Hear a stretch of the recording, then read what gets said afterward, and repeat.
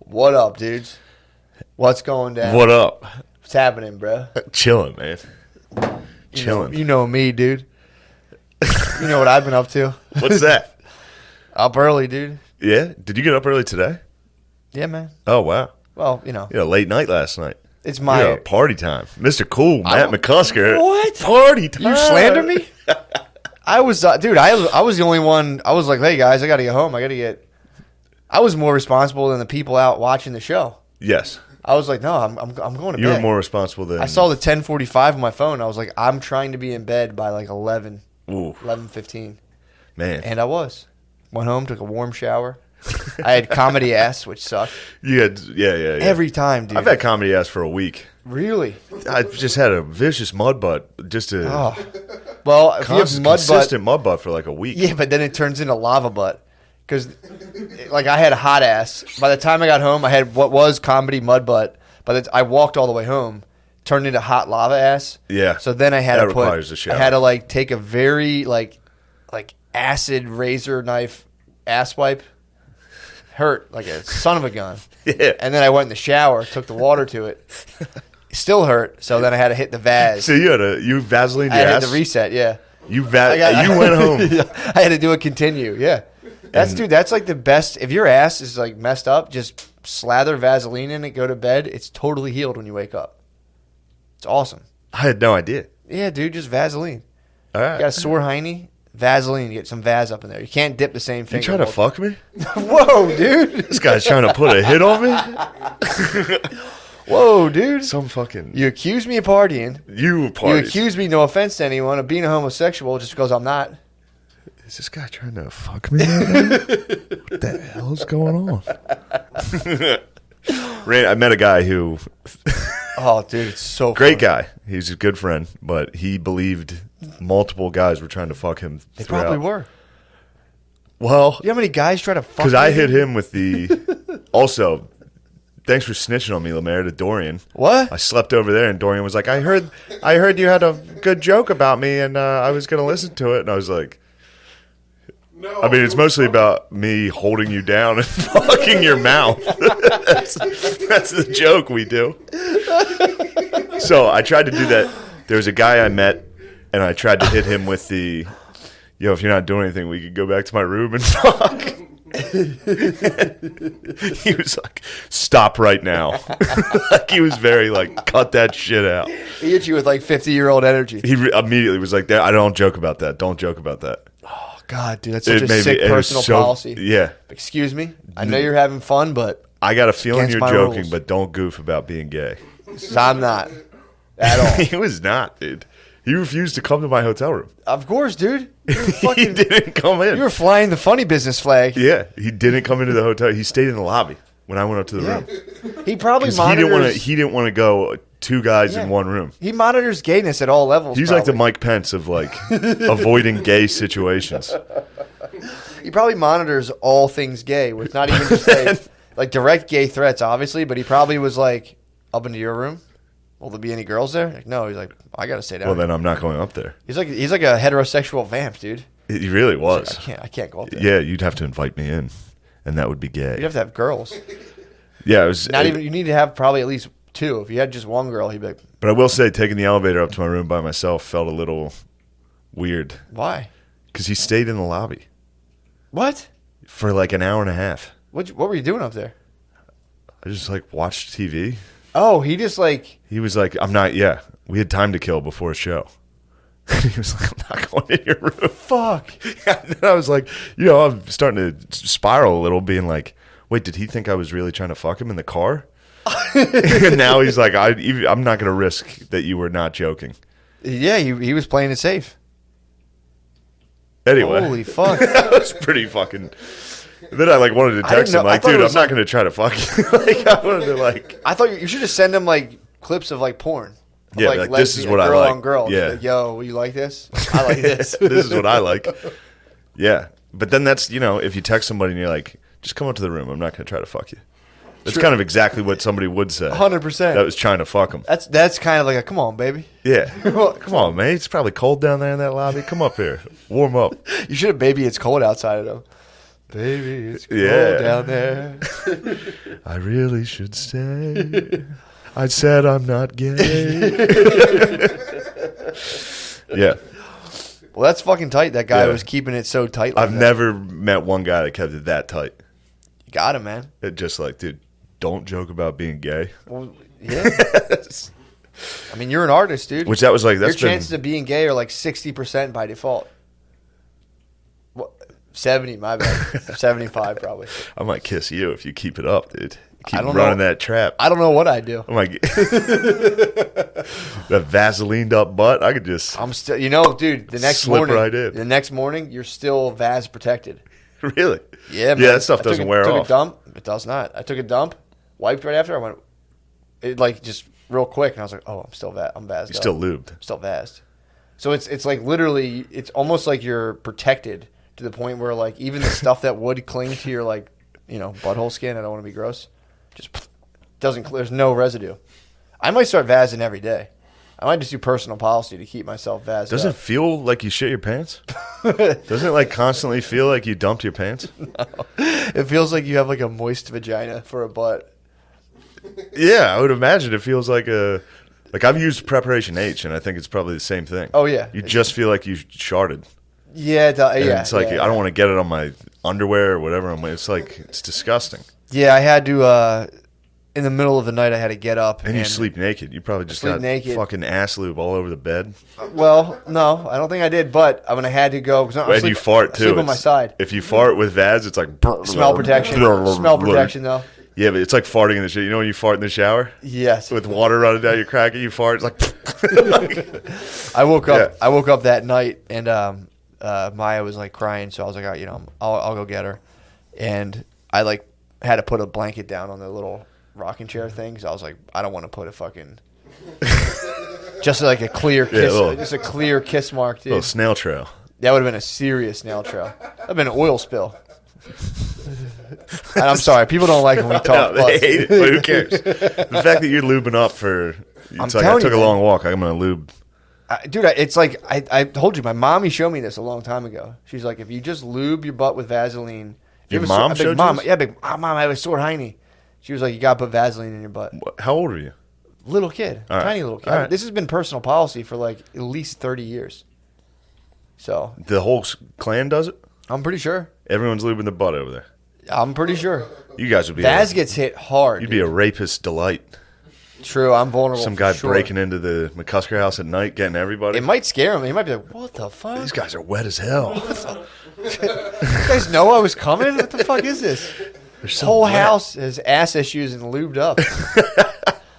Yeah, my dad used to have to put like special cream underneath like his balls. 'Cause he would come home from work and be like, "Mayor, I got monkey ass." Just walking, sweating in jeans all day. Yeah. He'd be like, "Oh, Mayor, I got monkey ass."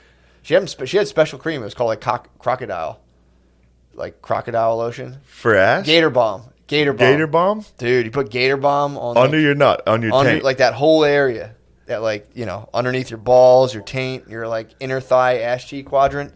Dude, that stuff works wonders. What's it do? It clears up monkey ass really quick. I got monkey ass. He would walk in like a cowboy and he's like, "Mayor, I got monkey ass. Where's the Gator Balm? Mary, get the fucking bomb. I need the Gator Balm. I got monkey That's ass." nice. Yeah. That's a nice thing. Hell yeah, dude. Have your baby ready to fucking. My mom's like a fucking like an absolute ass skin doctor, dude. You've surrounded yourself with. That's interesting. That is Now, actually. yeah, your mom was an ass doctor. Now the lady, your wife. Was, I mean, dude, she's I got could- no problem butt mammying. No problem, dude. She walked me through a hemorrhoid. The other day, whenever we're taking a shower together, now that she showed me how to like wash my ass in the shower with a towel, rather than, you know, spread it. You guys still shower together? Sometimes, yeah. That We'll get in sucks. there. Yeah, you know, every now and again she'll be like, let's. She's like, I'm getting a shower too, and I'm like, hop in, let's roll. You gotta Although stand out in the cold while I've been they're in ripping there. cold shower. Yeah, I just take the cold. You just gotta stand there. Yeah, and then when I take the warmth, when it's my turn for the warm water, I just feel like a bitch. I'm like, Yeah. I just froze. Yeah, you froze your lady. She chills, man. She doesn't mind it. But yeah, dude, yeah. So I was like, I always like when I wipe my ass with a towel, I always like. She's like, let me see it. And I'm like, dude, it's like I failed. Like there's shit on the towel. Like I don't want you to see this. She's like, I cleaned your ass with a hemorrhoid. Let me see the towel. And I'm like, She wants to see your shit on the towel. she wants to see what's up, dude. Is this guy trying to fuck me? What the fuck? Is she trying to fuck me? Is she some kind of queer? It'd be really funny if a guy is thinking girls are gay too. Like, is she fucking gay? The fuck? Yeah, anybody that sucks a dick. Anybody that's trying to fuck a guy is gay. Dude, the It's a good way to look at it. Any what? Yeah, anybody trying to fuck is gay. Pretty much, Just yeah. being like, what, You like this, dick? Fucking pervert? Like fucking... Are you a pervert, lady? Dude, I actually was laughing thinking, I don't know if you know this, Ancestry.com can, by your genetics, if you took their test, tell you if you're gay or not. They isolated the genes. It's not true. I know, that'd be so funny. That'd be so funny, dude. I saw the mayor who sucked in his breath, dude.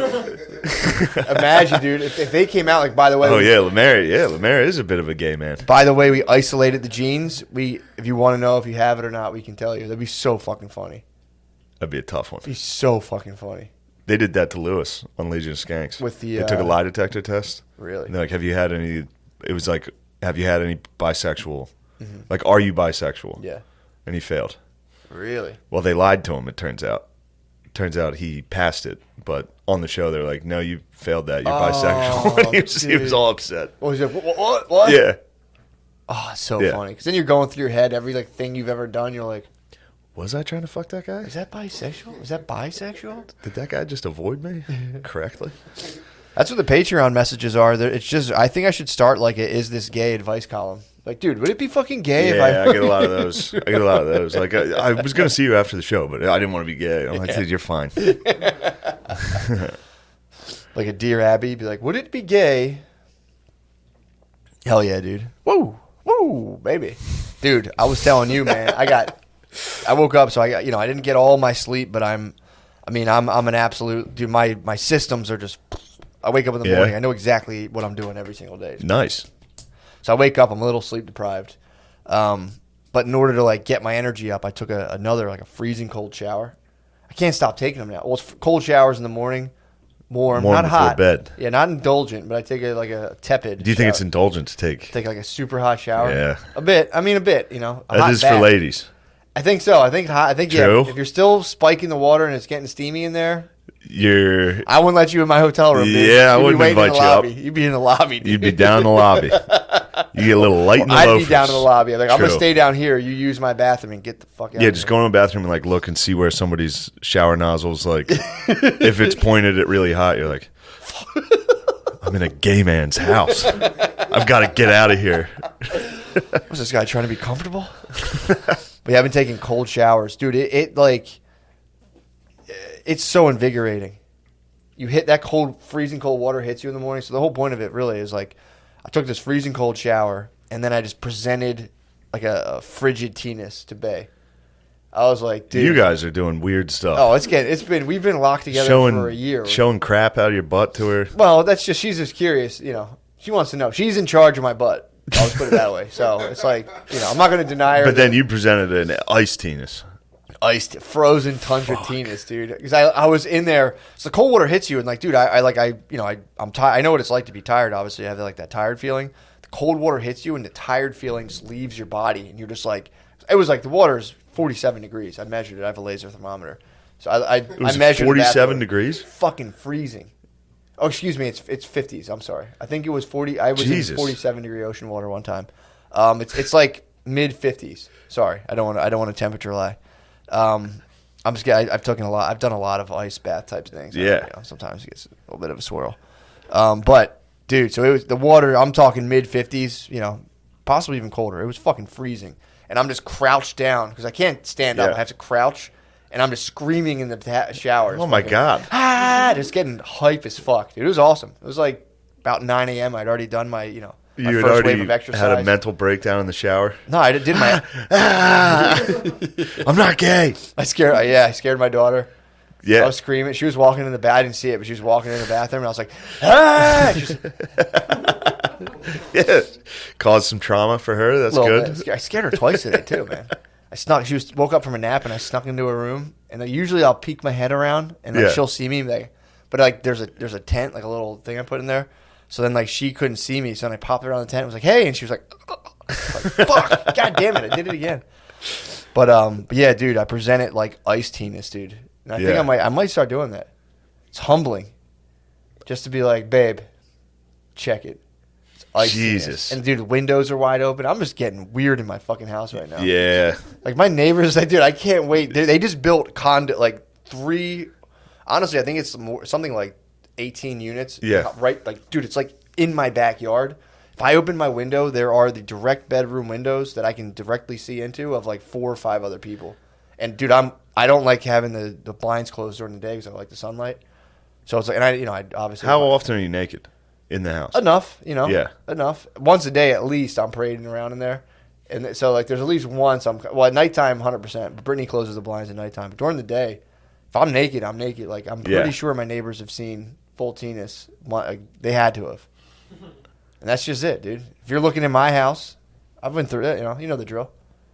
You looked into my house and saw me naked. It's like true. It is on you. Your eyes came into my house, and I happen to be naked. It's like avert your gaze or marvel, dude, at this fucking ice teenus, dude. Thank you. Just they're like looking over from the unit, like I don't think that guy has a dick. I don't think it's there. It's like it's there. It's there. It's just frozen. It just went through hell. It's the Avatar, dude. It's the Airbender, dude. It's fucking frozen in an ice ball. I've been watching a lot of Airbender, bro.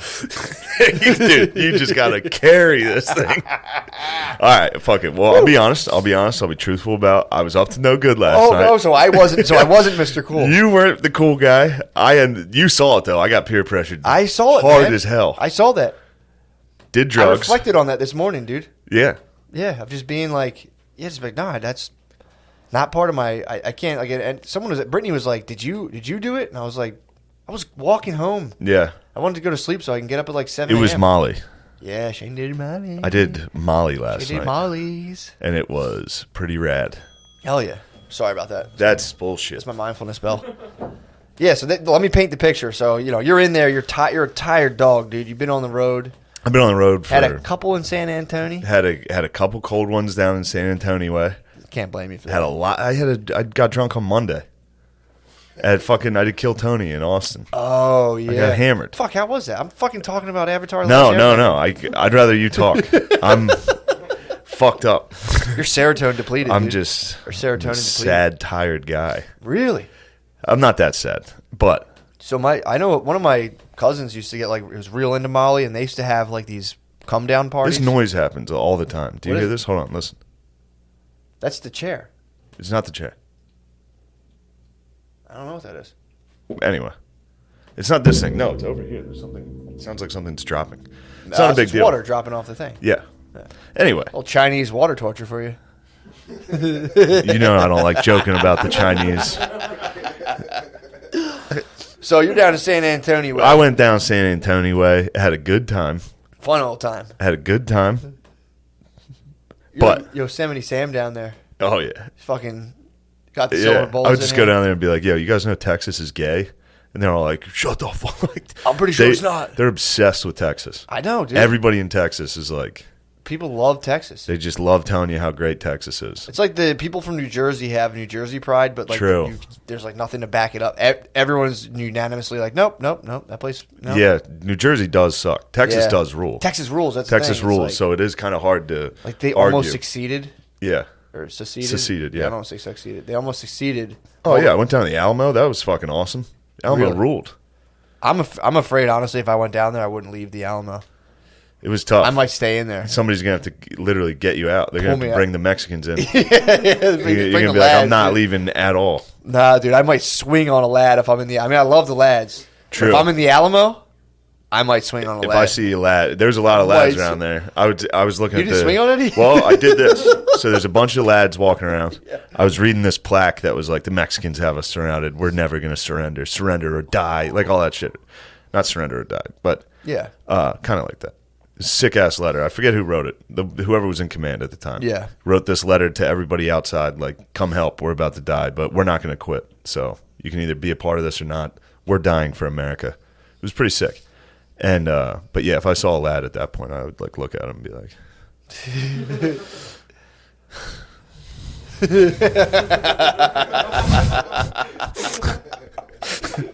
just looking at Mexicans like, huh? Yeah, seriously. You want to say sorry? Exactly. Yeah, something, Why man. don't you say sorry for what you've done? Yeah, man. Texas is perfect, dude. It fits in. It's like the perfect shape for America. It is the perfect shape. Yeah, what the hell were they thinking? I don't know why they thought it was theirs. Yeah, exactly. Came down and gave them what for? Yeah, I think we snatched Texas a little bit.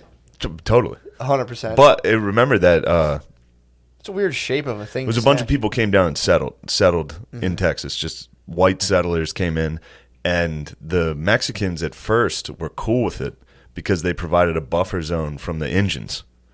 Right. So then eventually all the white settlers came down and started fucking up the Indians too.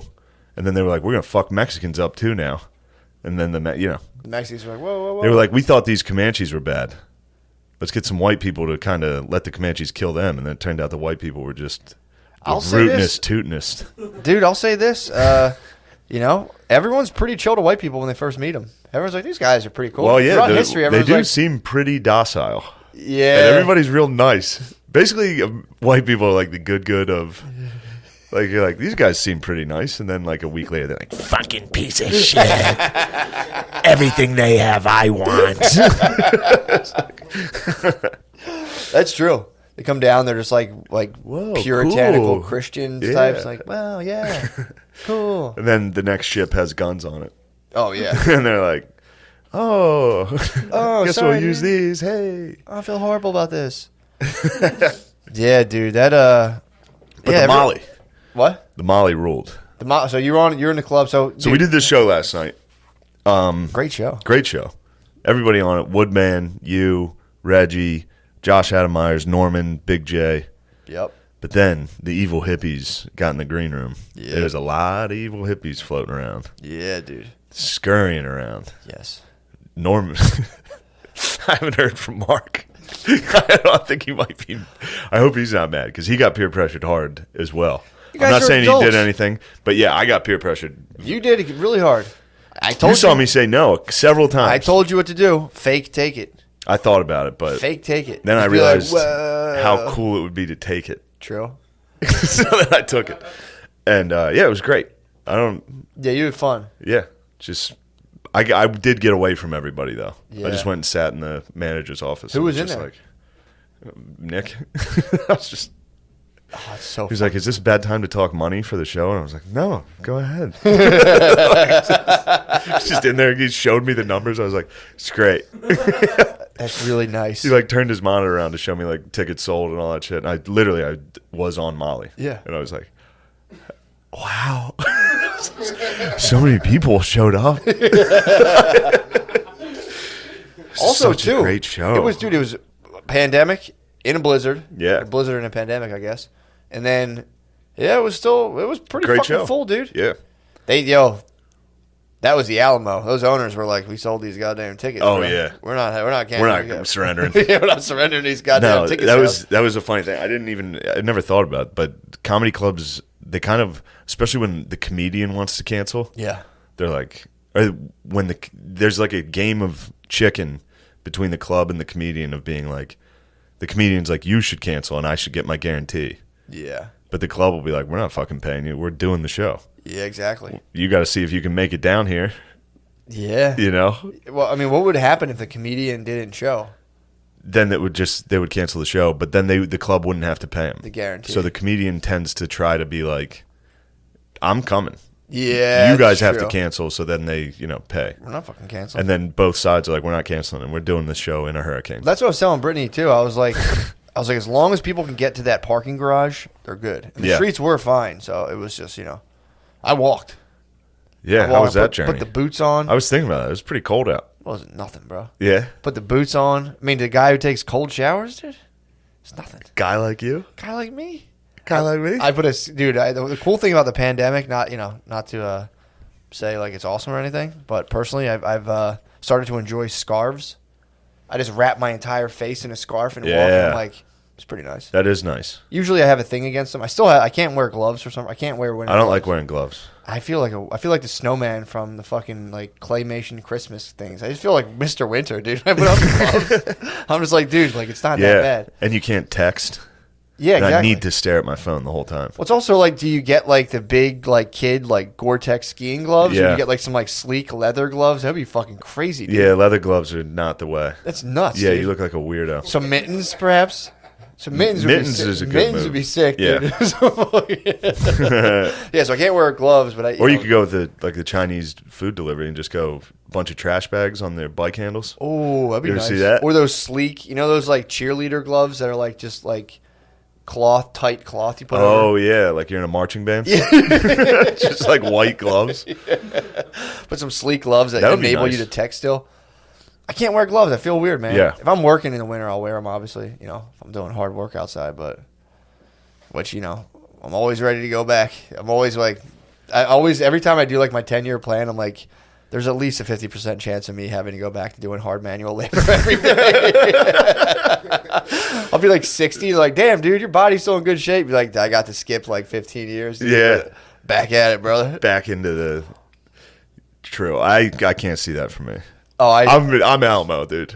I'm this or death, dude. I'm dying. I'm not doing that.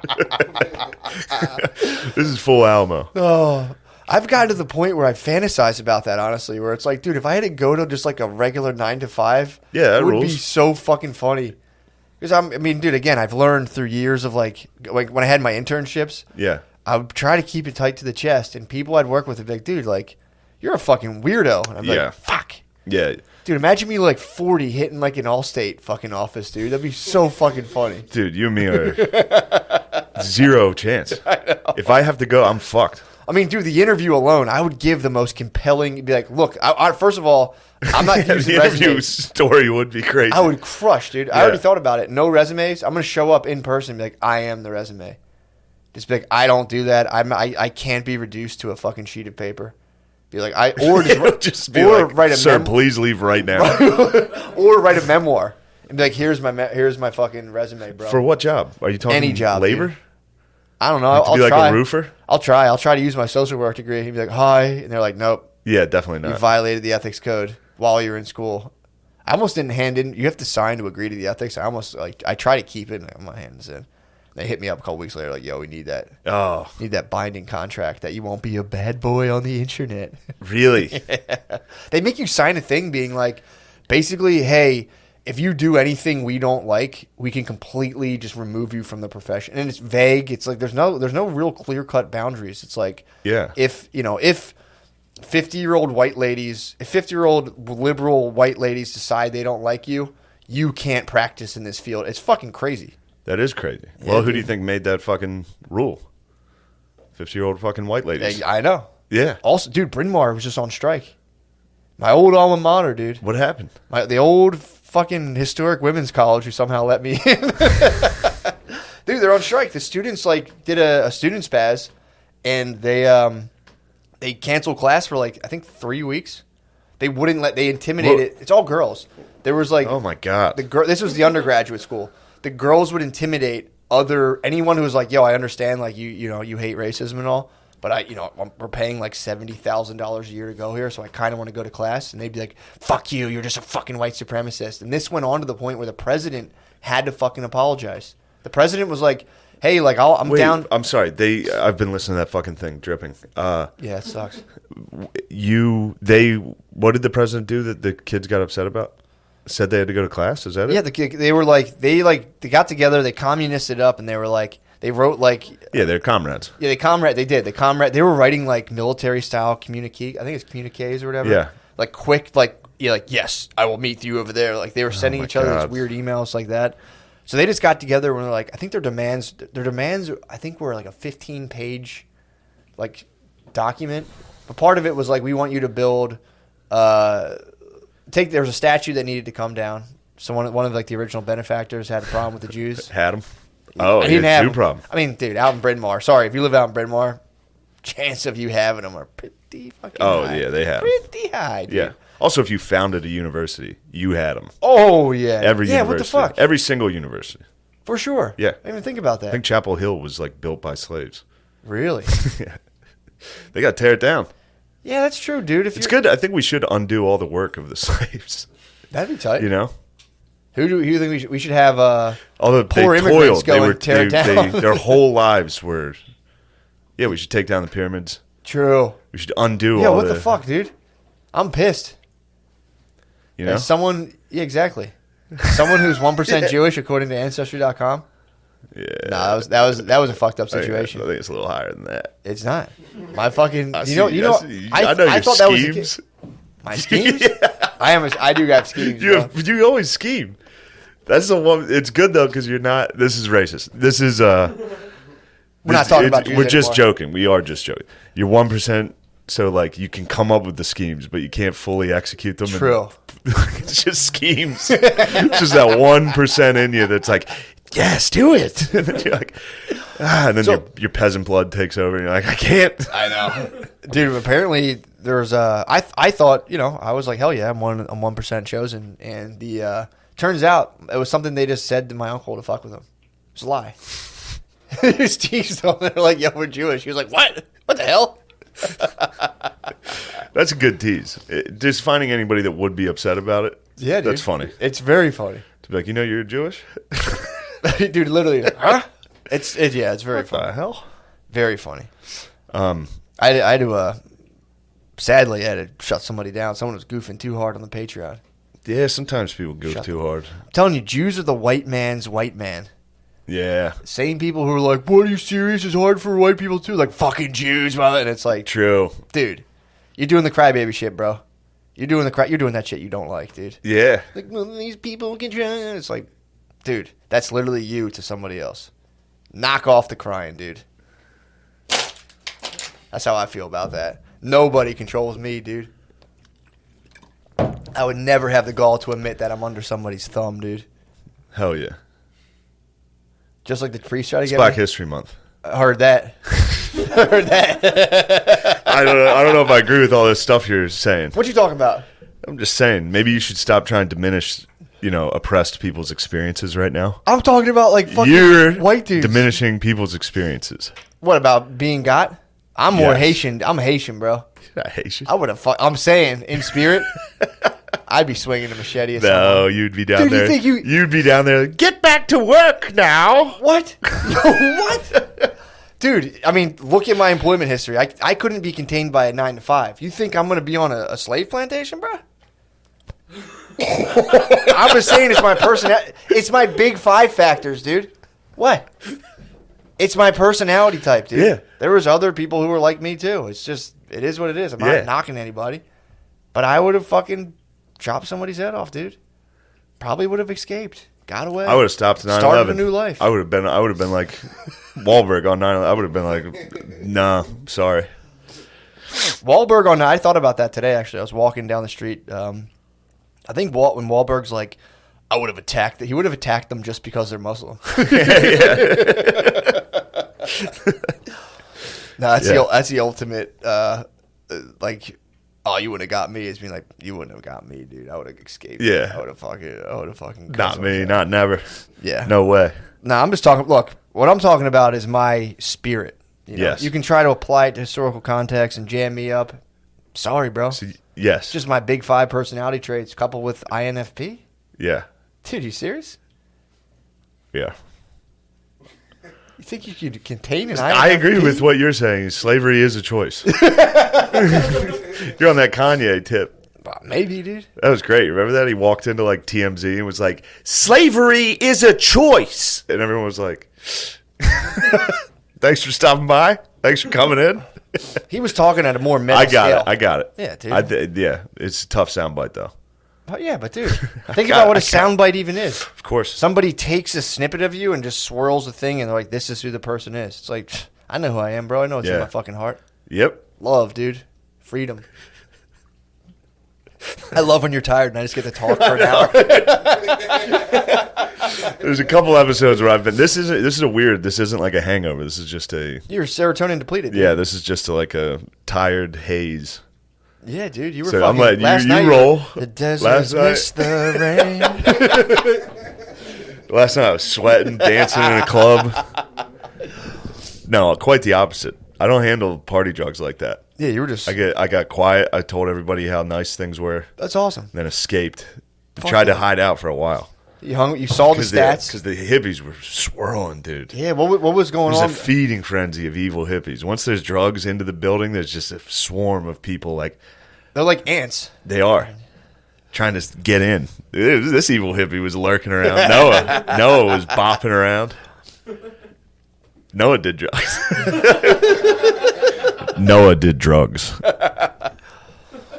Yeah, my mom's gonna watch this and be very sad. Oh, dude. Someone's gonna tell my mom, and she's gonna cry. To be fair, it's being studied as a chemical. It's a research chemical that is apparently helping a lot of people. So I should give her Molly. Dude, she would enjoy it. I only pray. I mean, dude, they will be by the time our parents, hate to say it, are getting like old and like need like special care. They'll be getting hit with some mall. Just toss it in there. They will. I guarantee it. If I was I would want that. Yeah. They'll probably figure out because and again, I'm not a neuroscientist, obviously, but because like you were saying, you only have so much fucking serotonin or whatever to like make in your brain, it gets depleted. They'll probably figure out how by the time our parents are like super geezers to just pump you on full fucking Mario Star for the last like 10 years. We're just like, you just come in, you're like, hey, what's going on? It's been 6 months, and they're just like, really? I didn't notice. That's all I was doing the whole night. I was sitting in a chair going, dude, I mean, can we please talk about you walking on stage? Oh, my God. The moment it kicks in. That was crazy. I didn't know you were going to do that. I didn't know it was going to hit. I thought it would take like an hour to kick in. How long? It took, what, 30 It was minutes? very quick. Yeah, dude. So I took it, and at the end of the show, Big J was on. He was closing the show, and he was like, come back out, and we'll just talk. We'll fuck around together at the end of the show, and that's how we'll close it. So I was like, all right, great. And then I got peer pressured very hard in the green room. Yep. Everybody was on my ass. Yeah. And then... It's tough timing. But it literally, the drugs kicked in while he was like, Shane, come out here. Yep. And I was like moving my hand, and I was like, oh, fuck. It was the second before he said that, you went, oh, shit, it's kicking in. And he's like, Shane, literally, Shane, get out here. And you were like... Oh, my God. I couldn't even... I mean... I was on stage like... I thought you might go down. I was... I thought I was going to faint. You handled it very well, but there was a minute where I was like, he's glitching. He might go down. Yeah, dude. It's like, shit, dude. Yeah, and I also... You handled it very well. Definitely discovered I can't host again. Well, definitely not on Molly, dude. Well, obviously not on Molly. Although that was a smash hit. It felt like it. It was so funny. It felt like I was killing it. No, dude, I'm telling you. First of all, I think you're a fine host. Thanks. But it's also like, I understand what you're saying. It's like putting Mark McGuire up first at bat, dude. Why? Why are you going to do that? No, it's just everybody there has seen me do stand-up. Yeah. So it's all my material. They've all seen it. Yeah, but you're really good at going I gotta just fuck around. Yeah, exactly. Yeah, you're one of the premier fuck around dudes. Thank you. I'm a bit of a goof off. A bit of a goofball, big dude. fucking goof, dude. Just a big goober. But a little too much fun in the green room. Oh, dude. Came out on stage, and Jay just plowed through it. It was crazy. He was doing stand-up. He did a whole set. I'm befuddled. I walked out. I couldn't speak. Yes, that's what I was sitting back there, and someone was like, Shane's having trouble getting the words out. And I was like, what? I went out. You were fine, but you were definitely just like, yeah, dude, it was so hard to speak. And then Norman, this was very funny. Dude. Norman didn't know I took it. No. So he thought I was just up there bombing. Yeah. He was like, Shane's having a real tough time up there.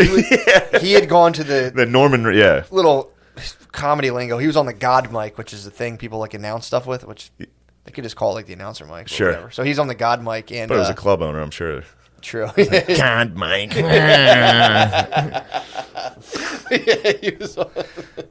So he was on that mic, like he was going to chime in, like from the shadows. Yeah, he's done that on Bonfire, and it's very funny. Oh, he was funny. Like Norman will just jump in, like while you're talking, like hey, like one of how he does. The one thing he said was murdered. Oh, before and after Oxycontin, murdered, and then so then like, but he completely thought that you guys were like, he thought you were just up there. He's like, this isn't really going that well. He had no idea. He's like, Shane's kind of freezing up.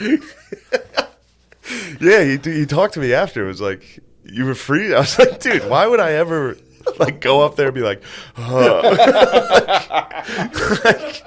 didn't even freeze. You would just be like, yeah, dude. That was so funny.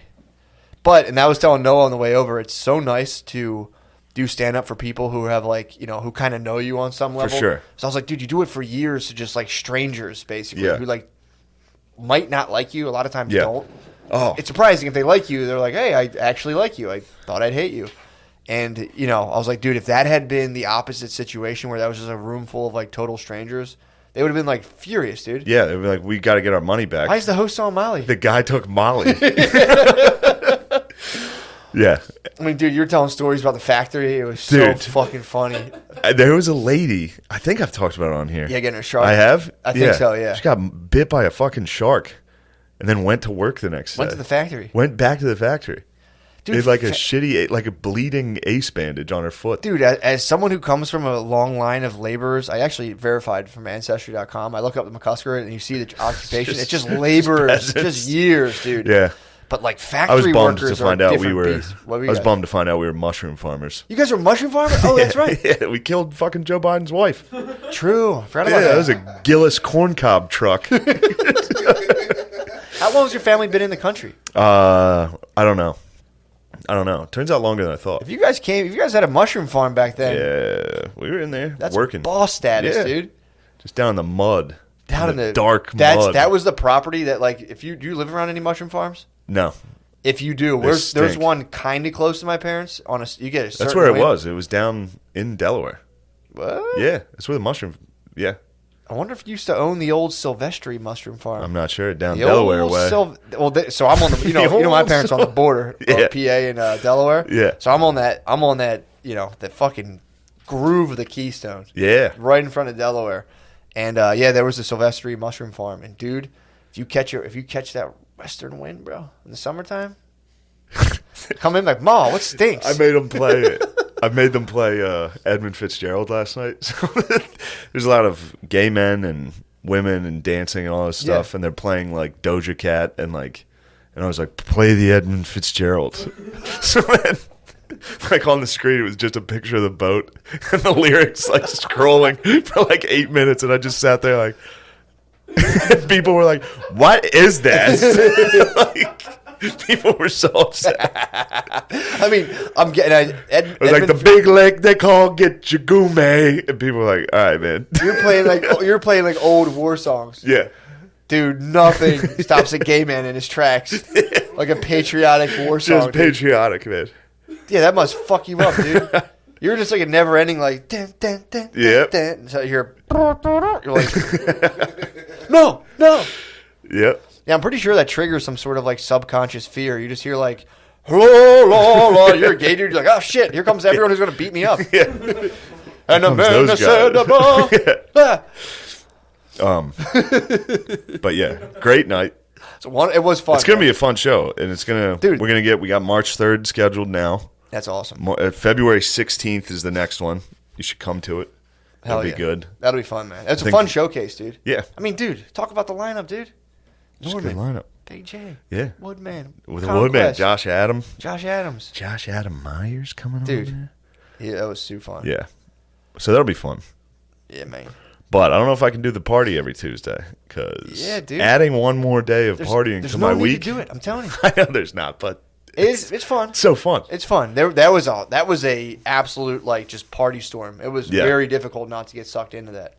That's just a fun old time. Especially Yeah. when someone announces like, I only party once a month. Yeah. It's like you just want to honor that. You're like, damn, dude. Yeah. I want you to have fun right now.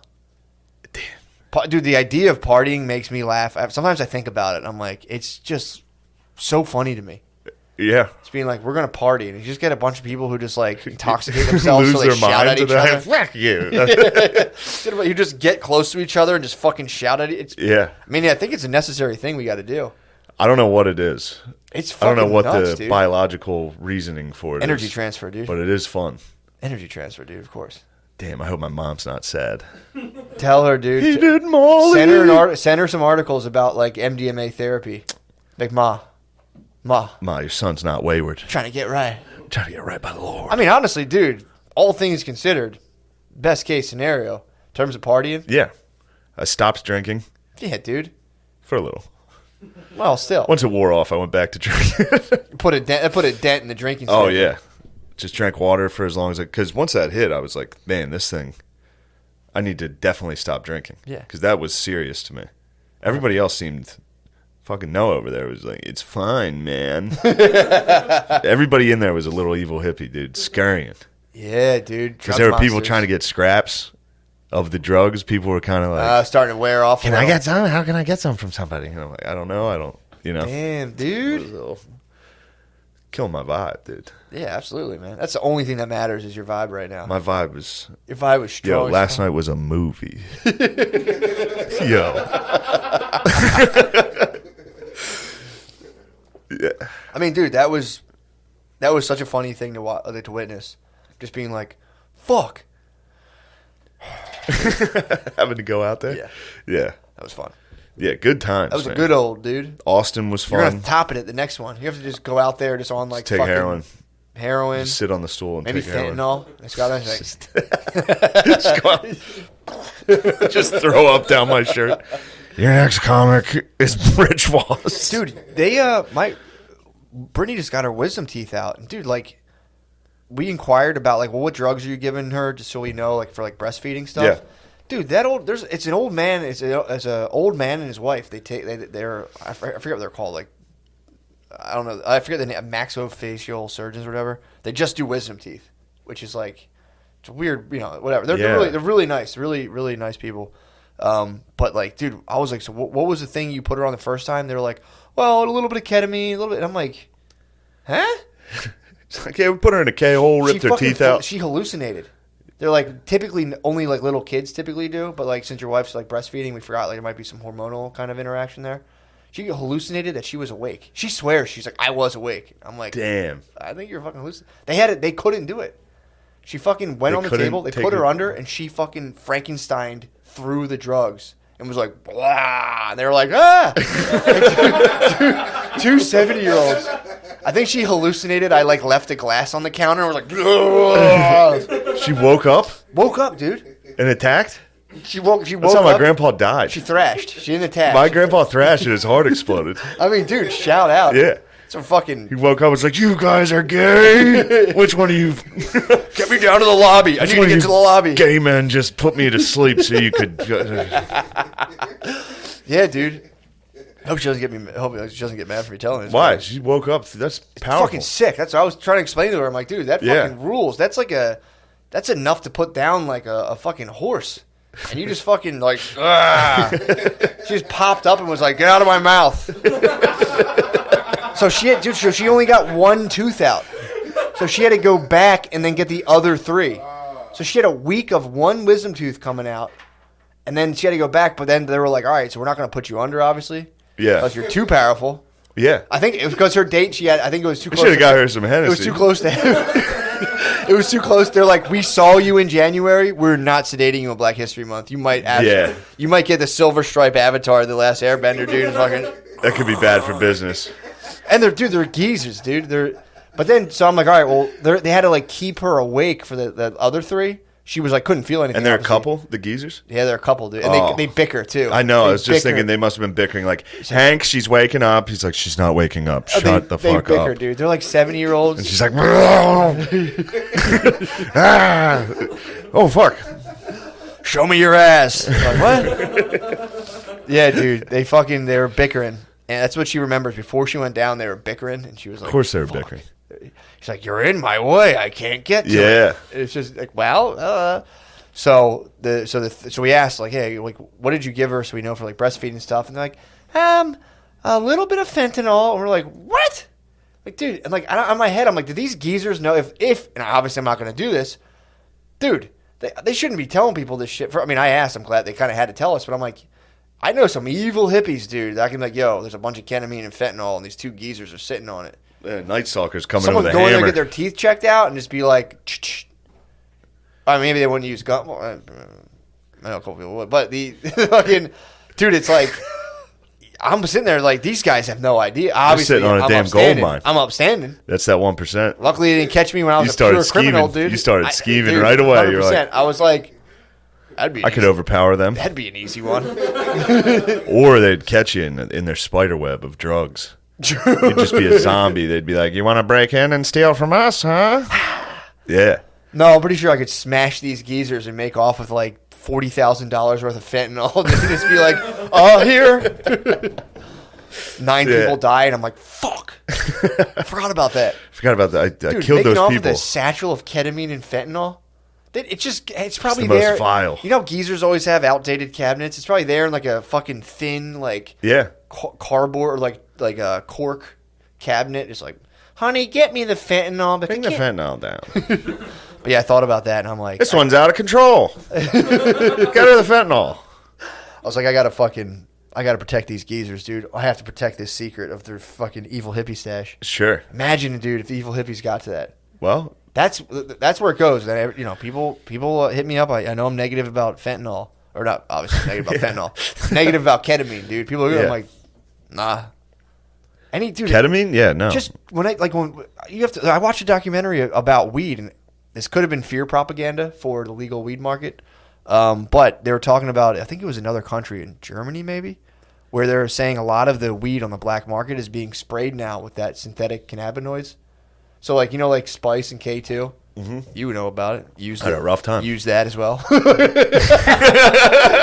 watching your face twitch. You're like, is this guy trying to fuck me? Is this guy trying to fuck me right now? You know about that stuff. Yeah, you've hallucinated on that. Wrote a note to your parents that you were going to die. That actually might have been one of the times that I thought I got inadvertently dusted. Might have been actually synthetic cannabinoids. Probably. So one time I was 100% dusted. The second time I was like, I think I got dusted again. I specifically remember driving past the Golden Arches and being like, oh, whoa. That's how I drive past. It's impressive. Every time I'm like, look at those fucking things. Billion served. 1 billion, dude. Who am I to judge? Yeah. 1 billion people can't be wrong. Yeah. As the world population slowly increases in obesity everywhere. But yeah, they should be like, not that many, sir. Yeah, we didn't do that. But they're doing the documentary. They're saying a lot of this guy came. It was a Vice documentary, and he was like, he came out. He was a weed dealer, and he was like, I can't keep doing this because I know this stuff is sprayed with a synthetic cannabinoid, and once people start smoking that, they go, dude, they start, because you just have strain names and everything. So give me that stuff. And the strains that start to get requested are the synthetic cannabinoid ones. And he's like, and it's like addictive. So these people are getting addicted to synthetic cannabinoids. They think they're just smoking regular weed. But then you start getting the push of the big legal weed companies. And they did it with the cartridges. I mean, obviously there probably were some bad ones killing people. Dude, they're going to start fear-mongering hard on the illegal weed. That's how I think they're going to control it. So I was like, how are they going to control this? They're going to start fear-mongering. So, but it also, at the same time, you start to know. If you know, like, the fucking organized crime type, cartel, gangster type dudes, they'll spray that shit on there. 100%, dude. 100%. Yeah. So keep an eye out for that. Hey, I'm just saying, look out for that. The whole point is, I got that. It. Yeah. And then the people are like, hey, you want to try this powder I bought off this fucking guy? I'm like, no. Yeah. That's me, dude. Again, True. I'm not stopping anyone's party, but it's like, I'm so fucking terrified of that. I know dudes who used to do coke and be like, yeah, man, it sucks when it's cut with baby laxative. And I'm like, yeah. You just roll the dice? They're like, yeah, like I fucking shit myself one time. It's like, you got to send the evil hippies out like space chimps. True. First, you launch a couple of them up into space, and you're like, all right, how'd they do? I'll do it. True. No, that's true. But some of them are too strong. The evil hippies. Big J might be an evil hippie, dude. Could be. He just swallowed that. Walked through it. Drug monster, dude. He was. Some people are drug monsters. I was looking at everybody. They're like, it's great. It's fine. Then I took it, and I was like, oh, yeah. Oh. I should have fucked that guy. I wish I would have kissed him. Yeah, dude. I'm telling you. That's I'm excited. I'm excited for the how they're going to wrangle the legal weed push. I think that's what I think. That makes sense. Yeah, but again, it's like I could see some dude. You fuck with some like you ever fuck with like Asian gangsters? Not saying Asians are bad. I've met some Asian gangsters though, and they're pretty fucking ruthless. Really? Dude. Yeah, dude. What are they up to? Probably spraying cannabinoids on fucking weed, dude. It's being tricky. You get some, obviously evil hippies would do that as well. Yeah. But it's like in the upper level weed game, there's fucking Asian gangsters. There's like big levels of fucking. Really? Yeah, bro. I used to be linked with the Cambodians back in the day, dude. Sick. They were tight, dude. I have some. I think he was Laotian. Excuse me. But Please. dude, this guy fucking ruled. He would be like we would be counting money, and he would just pass out from Xannies. And I'd be like, "Hey, dude, wake up!" I used to be at a job. I was in Helium's green room last night. Basically, they'd be like, "Here, let's talk money." Dude, I used to work in this real estate place for my internship, and I would set my computer mouse for my screensaver not to come on for 3 hours. I would leave, hop on like a little, whatever, the subway, go back to my house, hop in my car, drive up to Northeast Philly, go to the fucking, there's like a small sliver of the Cambodian Asian hood. I would buy like 5 pounds of Beasters, chill with this guy, and then he would like again, sometimes he passed out on Xannies. One of his boys that plugged me in would smoke crack in front of me. Yeah. They're like, these dudes are motherfuckers, dude. Yeah. I always remember holding my breath. I was trying not to breathe in crack smoke. Secondhand crack. I was like, this dude had a fucking interior door as his exterior He would just door. be like, "Oh, pardon me." He would just blaze a rock. He would just I'm like smoke some crack. Like someone would hit a bowl, he would just fucking blaze a rock, and he would just be like, "So, holy shit! How would Yeah. he feel? Would he start talking, or would he? I stopped dealing with that guy." Good call. Yeah, I was kind of like, he was like, this guy smoked crack in front of me. He's like, "All right, give me all your money and I'll be back." And I was like, "Nah." No, this was like fucking 2 decades You went like ago. this. No. I'm doing a business transaction. You don't seem reliable. Something Guy like who my- just smoked crack. And dude, I'm telling you, dude, his door leading into his house from the outside was like that, like an interior Yeah. door. Like you could just So you just run through it. easily. But yeah, dude, I'm telling you, these dudes were like, this guy, the first time I met him, brought a fucking sword downstairs. He was like, he was like telling me he was going to hit someone with his sword. Because he also, I think he did auto body too. So he had a sword and then he did crack. No, that was the dude who the one guy did crack, and I left that guy. It's tough for him, though. I found that dude's dude. You found a new sword guy. Crack dude's dude had the sword. And he came down and brandished a weapon. I was in this guy's basement. He came down. I'd never met him before. Came down angrily with a sword, and I was just like, fuck. Yeah. Here we go. I'll be Gonna Grand get Theft fucking- Auto hospital in a minute, popping out. It's like, fuck. Damn. No, he rolled. Down $300. Just like, I gotta go find a gun again. I gotta go punch this cop right away. But yeah, man, I'm telling you, dude. That's what like everyone always says, like, whenever I hit people with like, yeah, there could be some people high up in government organizations who might not have your best interest. They never dealt with like Cracks, like, real criminals, crack guys dude. and sword guys. Yeah, and like some of those dudes, that personality type makes it up to the top a lot of the time.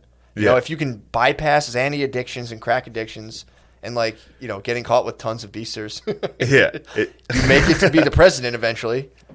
It's You tough can't. that guy lost the crack guy lost his partners. Yeah, Yeah, I wonder if he did any self-reflection. It was like, maybe it was the crack I smoked in front of everybody. I don't. Well, there was an OxyContin guy who introduced me to the crack guy, and the OxyContin guy was kind of pissed. He felt like I kind of bypassed him, and I'm like, dude, You were scheming. oh, dude, come on. You schemed on the Back in crack the day. guy? Crack guy should have I killed was you. dunking on crack and OxyContin guys for like 10 years, dude. Imagine being sober around people on oxys. Yeah. You're just like, I'm Oh, yeah. absolute Mark Cuban nonstop. Yeah. Just being like, nah. It's Pretty easy. sure you should give me all your money right now. They're like, yes, please. That's horrible. I shouldn't say it. But No, I was a it's- bad boy, dude. When I was 19 years old, I used to drive around in my Lumina, just like banging TI and just selling pills, dude. It was fucking ruled. What the fuck? I didn't know. I didn't know how bad. Who are you? I was a bad boy back then, dude. Not me. I was a bad boy. Guy like me? What, you? No, I don't like the drug crap. I don't like it either, Yeah, man. it sickens me that you fucking do stuff like I didn't that. know what it was, dude. I was 19. It's funny. I was worried about your opinion last night when I took that Molly. No, dude. I wonder if Matt's going to think I'm a fucking loser. No, not at all. And then you were nice, and I was like, yes. Yeah, dude. Yes. No, I'm telling you. I wish I was less paranoid. But I just like, That would have been awesome. No, but you have a wife and kids, so Yeah, you I can't would've- be I like, would've I went took home. Molly. nah. Yeah. Let's just say. But you would have handled it better than me, and I handled it fine. Well, I other always- than on I've stage never when I had taken to Molly. speak publicly. That's insane. That's insane. I've never taken Molly because I feel like I've heard it's like somewhat of a stimulant, and I don't like stimulants at all. Or I would just say I know you don't like that. They don't like This my body. Wore off pretty quick, and I went to sleep. Like it wasn't. No, that rules. My problem, Yeah. like if I swear to God, if I drink coffee at like 10 a.m., I don't go to sleep till 1 a.m. So that's coffee. Yeah. Some people are like, here's this fucking mysterious powder. I'm like, I'm good, dude. We bought it from a Dominican in New York. We brought it here. Take it. But yeah, one day. But yeah, no judgment at all, dude. Again, who am I to Maybe next judge? time. I was a fucking scoundrel, bro. Yeah, that's what I mean. You were a fucking scoundrel. Scoundrel, dude. Yeah. When I was like 19, 18, I would leave my internship pretending I was working and then go sell drugs. Like bad drugs. Yeah. And then I didn't take any of them. Because my friend was really into pills at the time, and I got my wisdom teeth out, take it all full circle. True. It was a callback. Way back when, dude. Guy does stand up once. He's just already right back in it. I know, dude. No days off. Whatever. Easy. Dude, and he was like, it was the weirdest thing. He was like, dude, when you go, he knew, like when you do pills like that, you have his radar for anyone who's getting like minor surgery, and you just bother them. So he was like, wait, you're getting your wisdom teeth out? I'm like, yeah, why? He was like, dude, they're going to give you Percocets. I'm like, what's that? And he's like, just get them and give them to me. I'll buy them off you. So, dude, here I am, from a generation of petty day laborers. Someone offers you $200. You do the math. You go, that's 8 hours with a shovel. You're like, yeah, whatever you want. So, you start getting them. And, dude, I didn't know how bad they were. Yeah. And I watched, like... Which friend? I won't say. You might have pushed him towards a I won't say, dude. negative path. No, that was him, dude. He was come on, dude. I'm joking. You don't think I feel the guilt every day? I was going to say. I feel bad every day about it. Do you? No. Well, he kind of put me, he was kind of like, hey, check these out. And I was party like, time, dude. I took one and I was like, you took want a these Percocet? things? Dude, I used to sip syrup. I sipped syrup. Only once. You should have the skull T-shirt. I should, dude. You were real life 3-6. I used to go into a bar in West Philly, and it was on. I think it got shut down now, and it was a literal drug den. I should be dead. Yeah. I like wandered into this place after the guy had pulled a gun on me before. Yeah. I was like, that was a big misunderstanding, and he's like, hey, sorry, I thought you robbed me. And I was like, what the fuck? So then he was like, come back to the bar. We'll hang out. So I was like, whatever. So we hung out, and dude. They would give me syrup. And they would tell me it was going to make my dick bigger. I used to drink syrup. I used to sip syrup. Were you the only white guy? Philly. Yeah. Yes, dude. I walked into this bar and people would go. And then you'd be like, I'm going to get my dick huge. No, I would sit at the bar and I would just sip syrup with these dudes and chill. And we would just fucking plot on like pill stuff. And they'd be like, yo, dude, you're the man. I'm like, thanks, bros. Yeah, it's pretty weird. But yeah, it's pretty weird. It's pretty nuts. Yeah, it's pretty weird. It's pretty nuts. That's crazy you did that. I didn't know that. Yeah, dude. I used to it's crazy. I walked into the bar and the song was playing was You Don't Know by T.I. And it was just literally, I walked in and it was like everybody, the conversation stopped and people were like, what are you doing? Yeah, clearly a cop just walked in. Yeah. I was like, is whatever the dude's name was. And he's like, oh, he's upstairs. T-Money here? Yeah. I think his name was, I won't say it, dude. I could still be taken out at any moment, dude. No, this was like 10 years ago. But yeah, it was fucking nuts, dude. It's like buzzing around and like everyone slowly becoming drug addicts and being like, hey, come on, guys. Yeah. Knock this stuff I thought off. we were going to make money together. I thought we were having fun. That was the whole thing. Like I remember like you have to try these things. And obviously I'd sip syrup before. So I sipped some syrup and took like a 15 milligram Roxicet or whatever they were. Took like a ton of like pain pills once and like smoked a blunt. And I was just like floating on a couch. Just like literally just like. And then woke up the next day and I was just like, I can't believe you guys do this shit all the day. Like this, it's not that good. At least to me, I was just like, I'm good on that. Just doing it all, yeah. I had a roommate that used to crush Percocets, and it would just be like, holy fuck. He'd just come in, he'd basically just sleep and be drenched in sweat. Yeah. Just sitting next to you in the living room like, just dripping sweat. Well, You'd be like, dude, what are you doing? When you're like that fucked up on opiates, you don't sleep. You go into this kind of like nether state where you're just kind of half awake, half sleeping, where you're just like laying there floating in your body, and then it's time to get up, and you're like, meh. And you just go back. It's fucking weird, dude. There was a lady who used to like, because the place we were at was the fucking trap, dude. It was like this little apartment complex in Brookhaven. And this lady had brought like her little son, like her 3-year-old. Ever talk about this before? No. She had like a 3-year-old. And he's a little boy. You've never talked about any of this. Yeah, it's fucked up. We've been sitting on this for a while. Break it out on a rainy day. True. I could do a full fucking 4-hour, dude. Maybe that'll be the Patreon. Maybe. That'd be pretty tight, actually. But she had this son. So like these two dudes who were like in this apartment complex would like kind of compete for chicks, but they're both like so fucking hooked on pills they could only get like pill chicks. So, Sweet. So this chick came over. She'd bring her kid, and she would like start to like smoke blunts in this little apartment. I'm like, dude.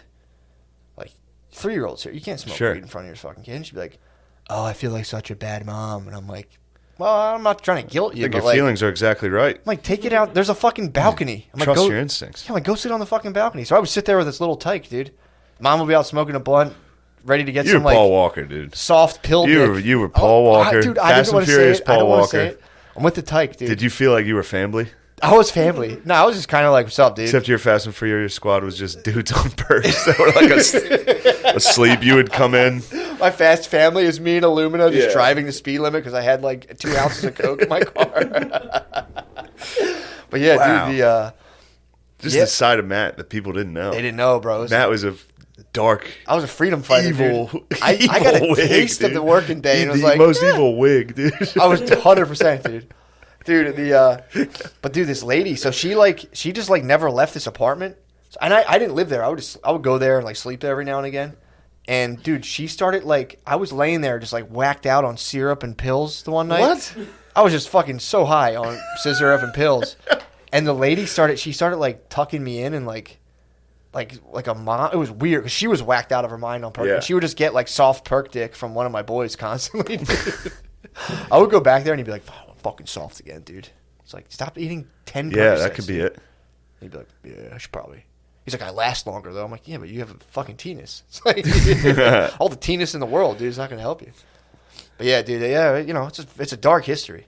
It's a great history. At the time, it was just weird because I remember people were just like, nah, everyone was convincing me like these are like party things, and I was like, whatever. You guys seem to be enjoying them, and it was just like, dude, like a year later, people would be like, I can't fucking sleep. And I'm like, whoa, dude.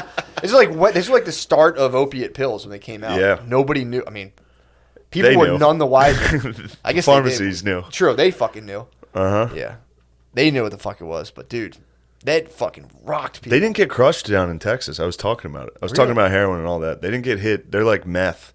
A lot of meth down. Anytime you go down to like the south and southwest, a lot of meth. Rootin' tootin'. They root and toot. You want to be rootin' scurrying around in the sun. Dude, if you're like fucking on heroin where it's hot, you're just like. Yeah, exactly. But then I was talking about meth. Like doing meth when it's hot out, you're just like, I gotta fucking. We're already sweaty, so it's like, might as well just be on meth too. Might as well be sprinting down the highway in 120 degrees. Just. But yeah, dude. I don't even know how I got on that tear, but no, I'd like to go into that tear. This is good. We need to open. This is the vault is fucking deep, dude. We need to get into the vault on the Patreon. I'll have to think. Yeah, but dude, consider it. Yeah. How far are we into this? Hour 7. Yeah. It could be time to switch over and learn. I'm not putting any pressure on him, but some of the story. I'll regale you with Matt's fucking tale, dude. My Canterbury origin tales, stories. And that way I don't have to really talk. Hell yeah. So that works out. I also, too, we'll do it on the Patreon. I have a theory about how this planet, how we experience light on this planet when if you go to outer space, it's dark, but there's parts of outer space that are closer to the sun. How does that even work? We'll figure it out later. Don't worry about it. We'll discuss. All right. Kind of weird though, right? What how is it light here? Yeah. But then if you go into outer space, it's dark. Light is a reflection. What we see is just a reflection of. Yo, that Molly's kicking in, bro. Was that a trap? Is that a trap? You trying to get me to explain something? Matt, not today. Oh, right. Oh, dude, there's this. Light is a reflection of.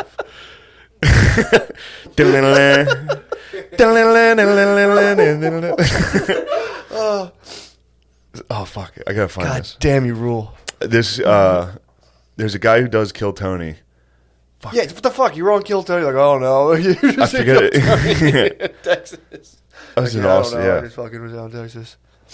I gotta fucking remember his name. I'm blanking on his name. This sucks. Black dude does Kill Tony. He's hilarious. He goes on and talks shit on everybody. Oh.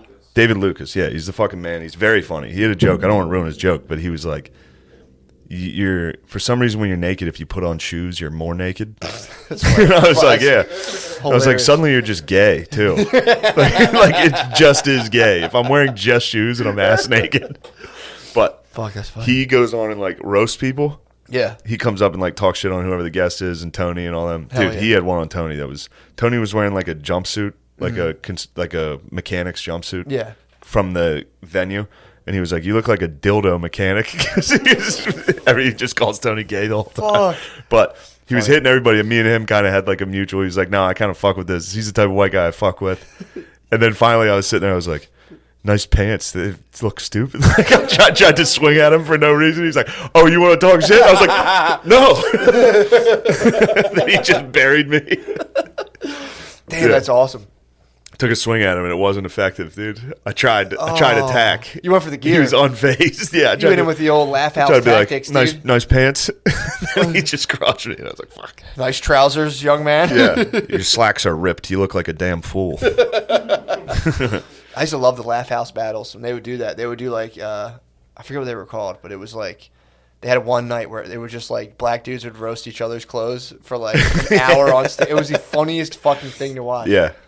Just crushing each other's gear, dude. Dude, they have. How do you even dress for that? If you're like a black dude, knowing you're going into like a fucking it's clearly just a gear battle. Fight. It's 100% a gear fight. And they would just both shred each other's gear, and like they wore their best gear, and have your best gear get shredded in front of everyone. You're just like, fuck, dude. Yeah, but the best gear is outrageous. It's like a fucking bubble vest with like a Russian fur hat, and then like a SpongeBob belt. Fuck. It's just a made-up outfit. I saw a guy today walking in the middle. You know, to his defense, he's in the middle of the street, but the sidewalks are like snowed up. Yeah. But he's walking. I don't like run up on his ass or anything, but I'm just like, I'm driving. I'm like, I wish this guy wasn't here. And he like turns around and is like, kind of like, what the fuck are you doing? Like almost as if I was like zooming up on him. The back of his sweatshirt said, "Karma is a bitch. What goes around comes around." I'm like, you're being a dickhead. Also, the karma of walking in the street. Yeah, that's a quick one to get rid of. Well, again, it was the bad juju. That sidewalk was actually shoveled, but it's like, I understand. There's like the transfer of having been a pedestrian last night for a good mile. Like where this road meets the sidewalk and that sidewalk dips, it's just a fucking like foot deep of just water, gray sludge. Yeah. And I think you don't want to be seen. If you're rocking like your sickest gear, you don't want to be seen jumping over puddles with me like last night. Like, Man, last night, that shit was a movie, bro. Come on, dude. Of course. Also, I've been listening to War Mode, and the lingo's getting in there. Really? Billy's lingo of the skis. What's skis? The broskis, the skis, dude. Chill with the skis, dude. I was down with the skis last night. He literally, I called him when I listened to their episode, War Mode, and he was like, I literally told Spud, Shane's going to love that. Just the fucking broskis, bro. The skis, dude. That's so funny. Yeah, Billy's a bit of a lingo generator, he is. dude. He's come But he pushes them. He pushes them hard. He knows what he's doing. Yeah. He's a good lingo salesman. Big time. Yeah. Fuck. What you got going on, bro? I got to fucking talk about dates some of these dates out, dude. That's another thing. Just it's so funny doing 2 weeks in a row again. Yeah, man. I forgot how hard not hard, no, but dude. It's hard. It wouldn't be hard if I wasn't drinking 10 Miller Lights after every show. Oh, dude, I'm telling you, even as someone who does those shows sometimes with you and doesn't drink a million Miller Lights, it fucking zaps you, dude. Yeah, it is. It's flying, doing it, and this and that. And again, it's like I've done kind of both types of work. But yeah, there's something kind of like when you told me you were leaving that and going out tomorrow and flying to North Carolina, I was just like, Jesus. Yeah, and it fucked up going to Austin on Monday. Yeah, kind of fucked me up. Yeah, dude. Because I was going to fly back to New York and then drive down to this and then drive back for my flight. It's a different kind of tired, dude, and it's one that it's kind of like a weird brain tired. That it was funny. I was complaining to Billy about it. I was like, just 2 weekends in a row, it's really hard. And then He's I was like, sitting on his ass. Then I was like, oh yeah, you guys work. Yeah. Like real work every day. Billy sits on his ass. Billy is a lazy. Sits on his fucking ass in a truck, dude. He's gonna spaz on you. But I was halfway through complaining to him, and then I was like, oh yeah, they you don't guys really work. Yeah, they don't want to. And I'm like, I have to do a radio interview later. It sucks. But you're all running on this like weird adrenaline all day, which kind of gets tiring. But at least for me, I usually do. When I'm doing stand up all day, I'm like, I'm having fun, but I'm like, I'm going to have to get up there. Yeah. Showing people out there on dates and stuff. And I'm going to have to make them have fun. I hope I do well. There is that. And my brain's like, you probably won't. Yeah. Fuck. It's like they've heard all your jokes. You're gay. All right. So this Thursday, Friday, and Saturday, I'll be at Good Nights, Raleigh, North Carolina. The Woodman's coming down. Ooh. Woodman and O'Connor. Exactly. It's going to be another rough weekend, dude. The skis, dude. Skis? The skis are down there. Come on. Then the 19th and 20th of February, I'll be at the Arlington Draft House in D.C. Yeah. Are you coming to that one? I believe that whatever one's in the middle, I said. Arlington Draft yes. House. Matt could be there. Then Bananas Comedy Club in Jersey, the 5th and 6th of March. That's a rough one, so come out to make that fun. The 18th, 19th, and 20th of March will be at Helium. Sorry, dude. I got some dust in my hair. Be at Helium, Indianapolis, the 18th, 19th, and 20th of March. The 26th, 27th. This could be the big one. Crown Comedy in Auburn, Alabama. I'm the only white guy to have ever performed there. What? Yeah, I think so. That's gonna be awesome, They dude. bring down the honk. They're like, we gotta get some honk comics. Who's the whitest guy we can find? Dude. They found my headshot. They were like, there he is. Damn, we gotta get the skis down. We gotta here, get the broskies. Yeah, That's It'll gonna be good. awesome, dude. Yeah. Just all it's gonna take this weekend is one take it easy night. That's all it is. That's all you need, dude. Just Thursday night. Take it Just easy. Fire O'Connor up. I'll spin him. You have a non-drinker coming down with you. Woodman. Yeah. Yeah, but he's gonna. He's got some wooden wheels on that wagon, dude. You don't bump him off it. You might break an axle, dude. Well, here we go. Yeah, I'm drinking now. Come on, have a little drink down here. Next thing you know, he's like screaming at someone. Yeah, the squad. He's got his shirt off in a Holiday Inn. The squad could fall apart, dude. When I bring Beezer and O'Connor, dude, the squad, the broskies are it's crazy. You're Fast and Furious. By the squad. time I Just get off, DUIs. dude, the whole squad, dude. By the time I get off stage after headlining, they're both hammered. Like I'll go on, they'll be like, "Good luck out there." And then I'll get off stage. One of them will be like screaming at the fucking manager, It's like, Jesus Christ, the boys. Damn, dude. But yeah, Raleigh this weekend. That'll be fun. Hell yeah. And then Matt in D.C. Perhaps we'll see. Yeah, I think We'll there was see. another one too. I'll double check the I calendar. think there was a Buffalo. Buff for sure. Helium Buffalo, which is in April 15th, 16th, and 17th. I need to fuck with Buffalo. Yeah, bro. Tampa. You want to head down Tampa? When are you going Tampa way? May 6th, 7th, and 8th. Didn't you just do Tampa? Or did you close? No, it? I did. I got COVID-19 and I had to cancel it. Yeah, I might have to go Tampa way. That'd be tight. Tampa way will be tight. That'd be actually really fat. That'd be fat as fuck. Yeah. All right. Let's slide into the Patreon. Over, I'd like to, divulge I'll what you can. regale you. I'll regale you, dude. Divulge what you can. I'm sure I can, open book, bro. Thank you. This would be good. So What do you got? You want to plug something? Just like null, dude. Yeah, check it out. PSY. People wait. What is this? They spell it so funny. I heard rumors of PSYCH. rumors of a new Stoner Dads. What are you talking about, dude? There's I don't something even know what out Stoner there. Dads is, dude. There's something out there. I don't know what it It's a is. secret society, dude. I don't know what you're talking about. I don't know what Stoner Dads even is. But, Yeah.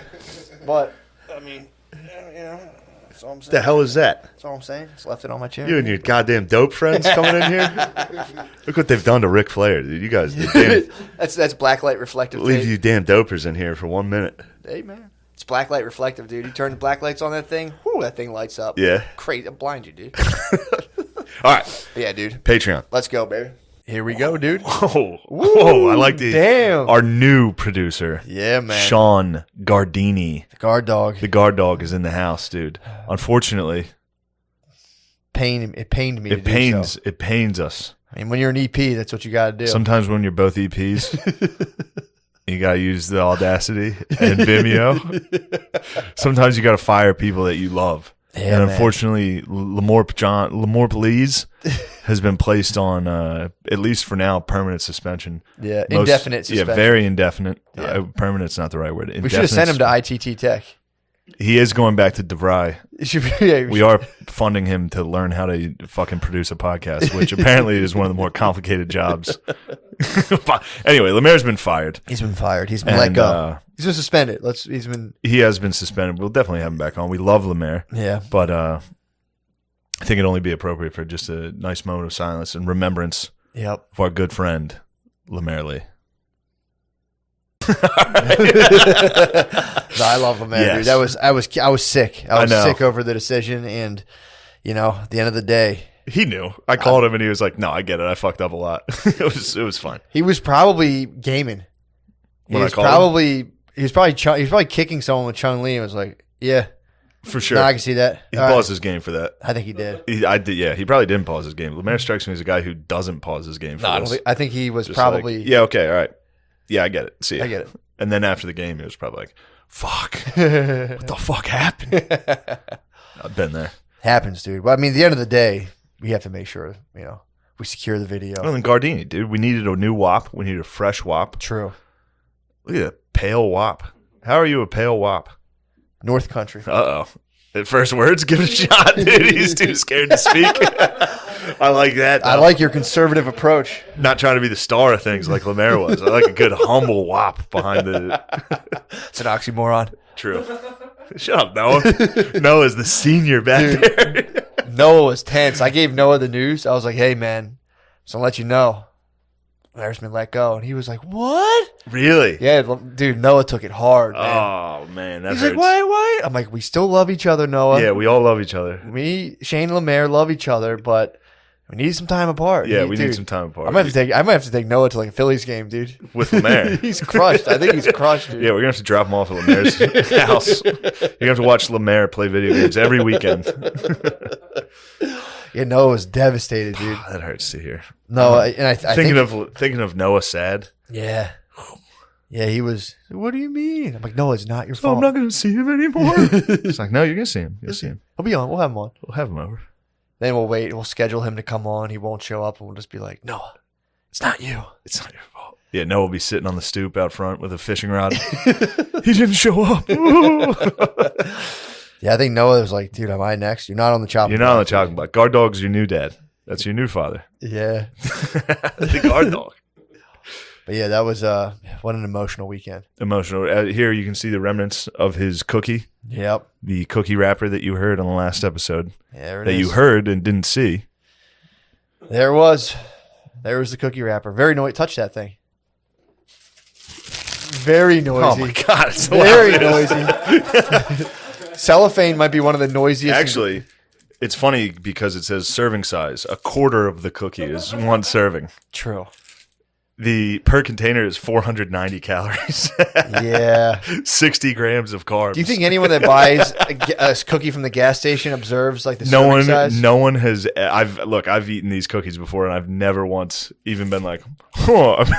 Snapped it into force. Oh, I'm getting 11 milligrams of calcium. That's good. Nice. That's what I get from these Sheets macadamia cookies. From the entire cookie or per serving? That was per serving. You can get a ton of magnesium. Good magnesium. If you need to boost your mag. Yeah. I'm on to boost and mag lately. I'm pretty sure people open those and like are pissed there's not 2 cookies in there. You have to be. Dude, remember when Beezer got laid up from fucking 7-Eleven Snickerdoodles? Yeah, man. Put him in bed, dude. Yeah. You can't munch these. No, dude. He had doodle tooth. He had a severe case of dudes. What was that? His tooth got like hollowed out? He just got a dead tooth from Snickerdoodles. Damn. Just smoking cigarettes and being like, oh, I'll get some Snickerdoodles. Snacking them in his bed. He was laid up for like a couple days. Yeah, he was in a tomb. Anyway, how are you? What's pretty going good, on? Man. Pretty good. The weekend was a good weekend. That was in victorious, DC. dude. Oh man, our nation's capital. We went down to our nation's capital, paid a visit to Lincoln. Dude, it was so man. I like it was funny. We were right near the Capitol, and Shane literally had to yank me by my boots to pull me down off the barricades. I was going over. Matt scaled every fence he could see. I was going over, dude. Of course you were. You're a patriot. I need to go. I need to take a selfie. That was important for us to go take selfies. We should have. Yeah, we should have recorded an episode from Pelosi's desk. We could have. Easily. They couldn't have stopped us. There's no chance they would have stopped us. But yeah, I was like, I was over the edge. And he grabbed he's like, we got a show to do. And I was like, you're right. Our responsibility is to defense. And we both put our hands behind each other's necks. And just like, we got a show tonight. I know we both want to go in there and take pictures of ourselves in those fucking swivel chairs. Let's go to the Lincoln Memorial and honor this country properly by reading it around a bunch of tourists that don't care and Mexicans taking quinceañera photos. Mexicans love, the lads love getting pictures at the memorials. That was wild. What an honorable There was thing, a mom and daughter. I think they do that just to throw it in everybody's face back home. But they don't. It's like, we made it, baby. True. Look at us. We're at the memorial right now. True. They could have just been stunting. There might have been no. I think that's lad stunting. Oh, you think that was absolutely no quinceañera? Because there was a mom and her daughter in like just prom dresses. Prom dresses. How about the in mom? 26 degrees. The mom. How about those cans, the dude? tamales were out, dude. That's the one thing I remember from visiting the Lincoln Memorial. Yeah. Massive Mexican tits. Yes, dude. By the reflecting pool. It was crazy. I might go back to the reflecting pool and reflect on those big titties, dude. Stare into the water. If you look, dude, that'd be sick if you go in the reflecting pool and you just see big Mexican tits and you're like, oh, sweet. They were this country's built on. They were Fs. They were Fs. They were Fs. Sure. They were Fs, dude. They were FAs, dude. Absolute FAs. That was crazy. Just getting those bombs in a dress. And she probably gave her a talk before the reflection pool. She's like, Doña, one day your upper thoracic mobility will be trashed, but you will have the biggest titties. Yes. That's the quinceañera, just get ready for having Fs, dude. How do they get Fs out of nowhere? I don't know. Mexican ladies kind of They ball. have a couple kids, dude. They fucking... She's probably like the transformation is near. The Incredible Hulk. You were alive. Like, you won't like me when I'm pregnant. And then they're just like, whoa. Yeah, she's like, you are lithe and slender, senorita, but we will pop out a kid and you will transform into a unit. into a fucking wagon. Everyone's going to notice your bombs at the fucking reflecting pool. Those things were fucking crazy. Dude, they ruled. They stopped me in my tracks. They did. They were the most awe-inspiring thing we saw. You went one way, I went another way. I was like, look, you can pull me off that fence, but I'm going and getting front row center to these big Mexican bombs, dude. Of course, big government tried to stop us from that, too. Of course. Capitol Police were like, keep it moving, fellas. And we were like, yeah, right, dude. I can stare for 7 seconds. That's my legal right as a citizen. Is a legal You're right. allowed to stare at a woman, I think it's 3 seconds. You're within your legal right to just go.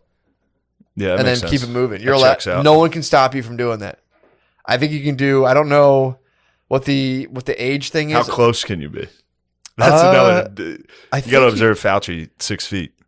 You can't be up in their grill staring. Oh yeah, I think there is a foot thing. I think as long as you do, I think if you just give it your wingspan. So if you go up, don't touch the girl. But if you go like, I'm legally allowed to do this. I'm measuring the distance I can be, so I can stare at you for full 3 seconds, and I'll be on my way, man.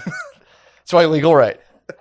Yeah. Also, you can hit them with a hard stare in passing. If you're both walking on the sidewalk, you can hit them the whole to the point where you can't turn your head. That's the only thing. True. Yeah. You can stare as long as you want while you're walking and passing on the sidewalk, but the second you turn your head, it becomes a bit of a harassment issue. We gotta start bird dogging pussy harder, dude. I think we need to. Just turning around, just be like, look, I don't want anything. I'm just bird dogging you. Do you ever meet guys that like are in relationships where they're like, I'm gonna flirt though. Hey, I'm a flirt. Yes. Fucking rules. Yeah, I haven't run into that in a while. Yeah, I've run into it. Guys that flirt. They're like, I'm a flirt. I mean, Sid the Kid's a flirt. I'm going to flirt. Sid the Kid likes Is he a flirt? Woodman's a flirt. Is he a flirt? Oh, Woodman? Dude, I just pound, if I meet Beezer? women. Beezer's a flirt. Is he a flirt? Yeah, absolute flirt. I'm a flirt. Is that R. Kelly or is that Nick Cannon? Ooh, might be a combo. I might have got both artists I might be right. Kells and Cannon. The ultimate. First assignment. Can you get the Yeah, Gardini, fact check that for fact us. check? I believe that's Kells and the Cannon. Go, dog. You have a monitor right there. Oh, well, this isn't good. Noah's in his ass, dude. Damn, dude. Noah's on him. Noah wants the throne. No, dude. hurry up and get that answer before him. Beat the guard dog. Noah's the prince. Whose phone was that? It's just Kelly featuring just T.I. and T-Pain. T-Pint? T-Pain. Oh, man. Gardini, 0 for 1. I'm struggling. 0 for 1 on talking. He's nervous. Dude, what about T.I. got fucking slammed with some sexual trafficking charges? That's all right. There was a couple girls that came at him and Tiny. Who's Tiny? T.I.'s wife, dude. I don't know. What the fuck? Fuck them. You don't know T.I.'s wife, Tiny? No. Yeah, dude. They had a reality show. T.I. and Tiny? And Tiny, yeah. Dude, T.I. apparently, girls are coming out and being like, he was drugging us and forcing us to be like, I think he was a pimp. I think he actually was. Well, I think he wore his hat sideways. I think he was pimping. He was absolutely pimp. I think he got in trouble. I don't think you can be woke and then be like, also I was a pimp. Was he woke? What? T.I.? Well, maybe he's not. I don't think he's woke at all. No, you're right. I think he's like, I'm going to check my daughter's hymen. True, yeah. I think he's very... I think that's his right. Is that his right? I don't think that was. I think that's medical. I don't think you're allowed to. You're probably not, but you can slip the doctor. See what's going on. Slip the gyno $50 and be like, true. Yo, is that thing intact? Just 1 or 2. Just be like, look, you don't got to say anything. Just hit me with 1 if it's intact. 2 if we got a problem. Yep. Doctor Little comes Paul out, he's Revere. like, she's doing good. Oneth by tight as hell. Yes, my daughter's pussy. Tight as hell. True. That's all you can hope for as a man. Well, it's also Just have once. the tightest daughter. Yeah. Once it's on though, because Ti. The problem is you had a daughter. Ti. I mean, That's funny. that's your honor. It's the most Whole, honorable. my thing. whole world revolves around my daughter's chastity, dude. All right, good. I'm glad you worded that. I was waiting to see how you worded that. Nah, dude, I was worried. it's all around her chastity, and I'm gonna model it for her. How so? Just every morning, I'm just gonna come down and be, hey, what's going on? And be like, I haven't came in forever. True. This is a chaste household, and we don't do that kind of stuff. Actually, I'm gonna do that at my wedding. I was like thinking about this. If on the off chance that Brittany gets pregnant before the wedding and she shows up to the wedding pregnant, Well, I'm gonna make a big. you can decide that. I mean, dude, That's up to you. I might flirt with her, dude. I know you're a flirt, I dude. might flirt with her. I know you're a flirt, and you're a CP king, dude. You might be the king of the CPs. I've been good. I've been good about not CPing, dude. There's nothing better than a raw dog CP. It's literally the point of existence. People say True. their life flashes before their eyes and they almost die. It's like my life flashes before my eyes every time I roll. I've heard you. CP. Yeah, you've mentioned this raw CPs, and you like literally travel the universe. I go to the spirit realm. Did you ever see Avatar, the Airbender? I haven't. I get the arrow on my head. It gets silver, and I just go fully out of body for like 3 seconds. What noise would you say you make? I mean, it's You wouldn't know. it's like trying to hear yourself scream in the Grand Canyon, dude. It's like, I was just like, but it really, it's like, Yeah, I've heard it. Yeah, it's a loud Oh one. fuck!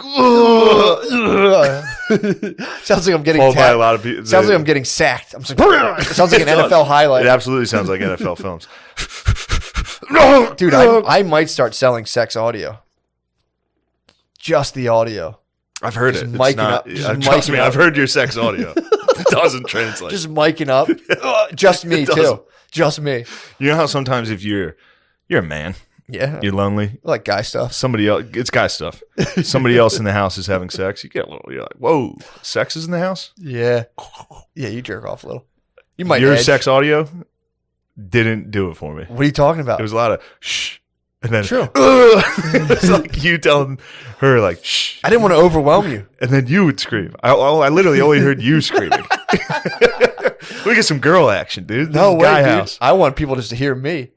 I'm super possessive, dude. That is what you want. You don't want people to hear your girl in the throes No. of passion. No But way. letting your boys hear you? That's what's up. That's just guy stuff, dude. I would Man. think you'd be pumped on me. Being like, I was damn, pumped. I that's was fucking pumped. I coming was right now. Just imagine every time you nutted in that house and screamed, I was in the room smiling. Yeah. When you would scream, I'd be like, like just laying in bed. Dude, the worst part is I genuinely thought I was being very quiet. It was, I'm sure the walls were very thin. Yeah, barn dog. Barn Dog, I heard him making love. Yeah. Oh, God. I'm about to ejaculate. Actually, it was usually like, I cannot ejaculate. I'm finished. But yeah, the guy I got abducted this weekend. That was tough. Oh, yeah. Me and Gardini were in guy You fucking guys heaven, got dude. to the best thing about going on the road is it's just guy heaven. It's just guys having fun. Oh, yeah. And when you get abducted the way I was, sucked from guy heaven straight into girl house, dude, what is worse than girl house? It's tough, dude. Although obviously there's some benefits to girl house, Yeah. but guy Smells heaven, good. hotel, Be smelling good in there. Girls' houses be smelling good as hell, dude. girl houses do be smelling good.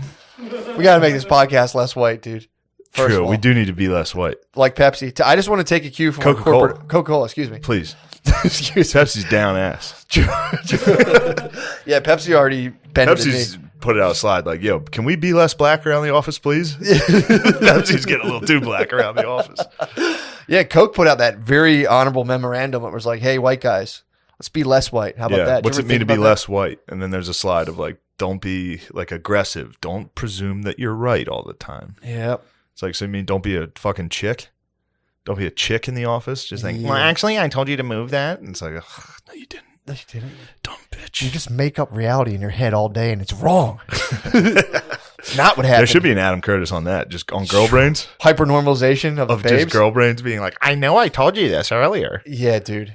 I've so many times thought about hot micing myself. Oh, that's Uber Eats. It could be Uber Eats. Hold on. Paul's. We got big. Yep. Hello. Hello. Damn, it's not. Hey. Oh, here I come. Here I come. I'm going to show you my big retarded face. Don't show off for the cam, dude. Don't. All right, we're going to take a quick pause, and then we're going to eat, and then we'll come right back.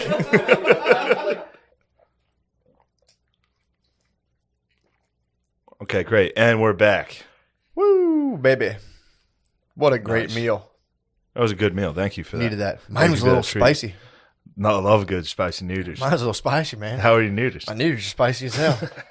Still got it. They tried to stop us, dude. Trying They to can't. beat it out of me. They couldn't beat it out of us.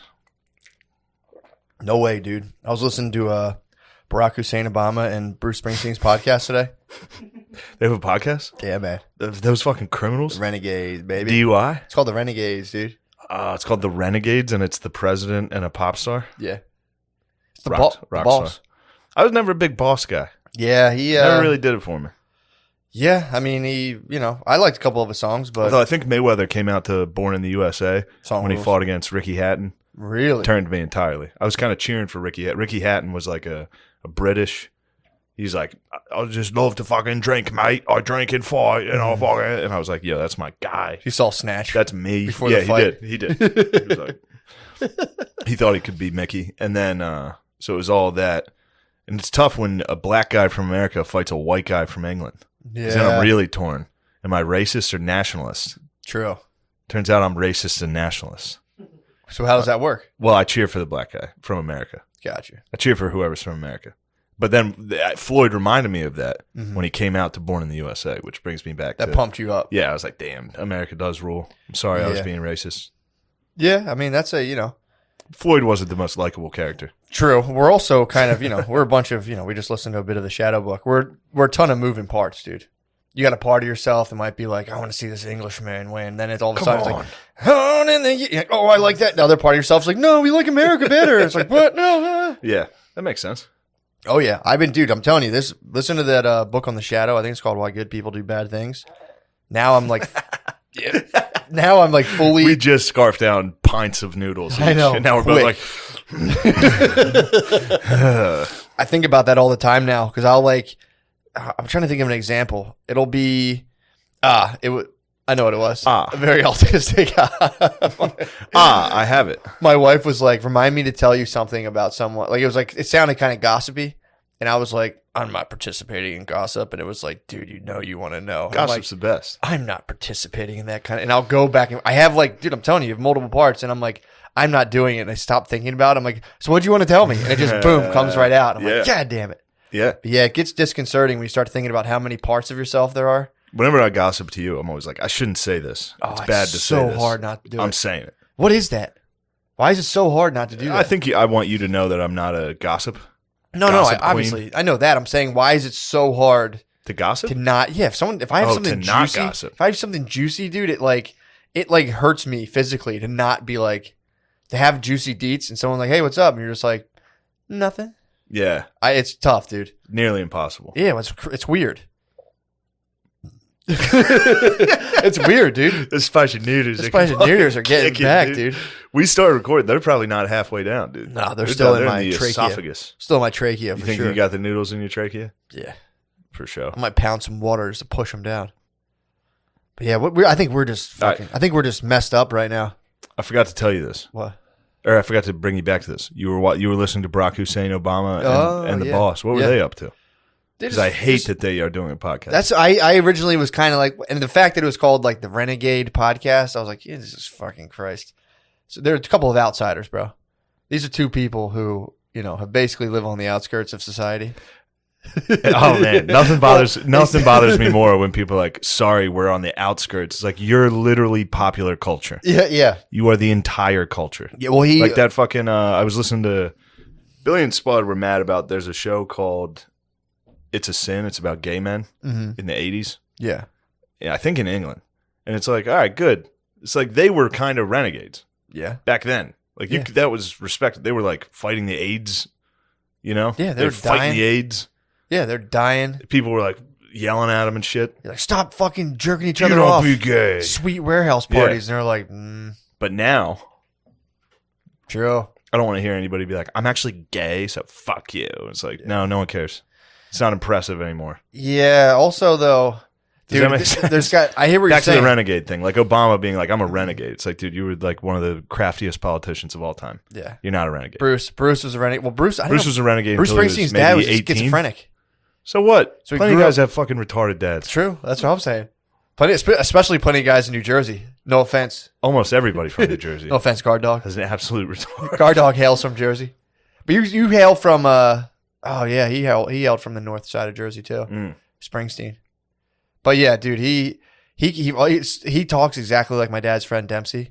He'll come out and be like, yeah, man, you know, it's really I can't do it He's from justice. the Bayou for some reason. Yeah, he's from New Jersey. He's like, now let me tell you something, man. It's pretty nuts.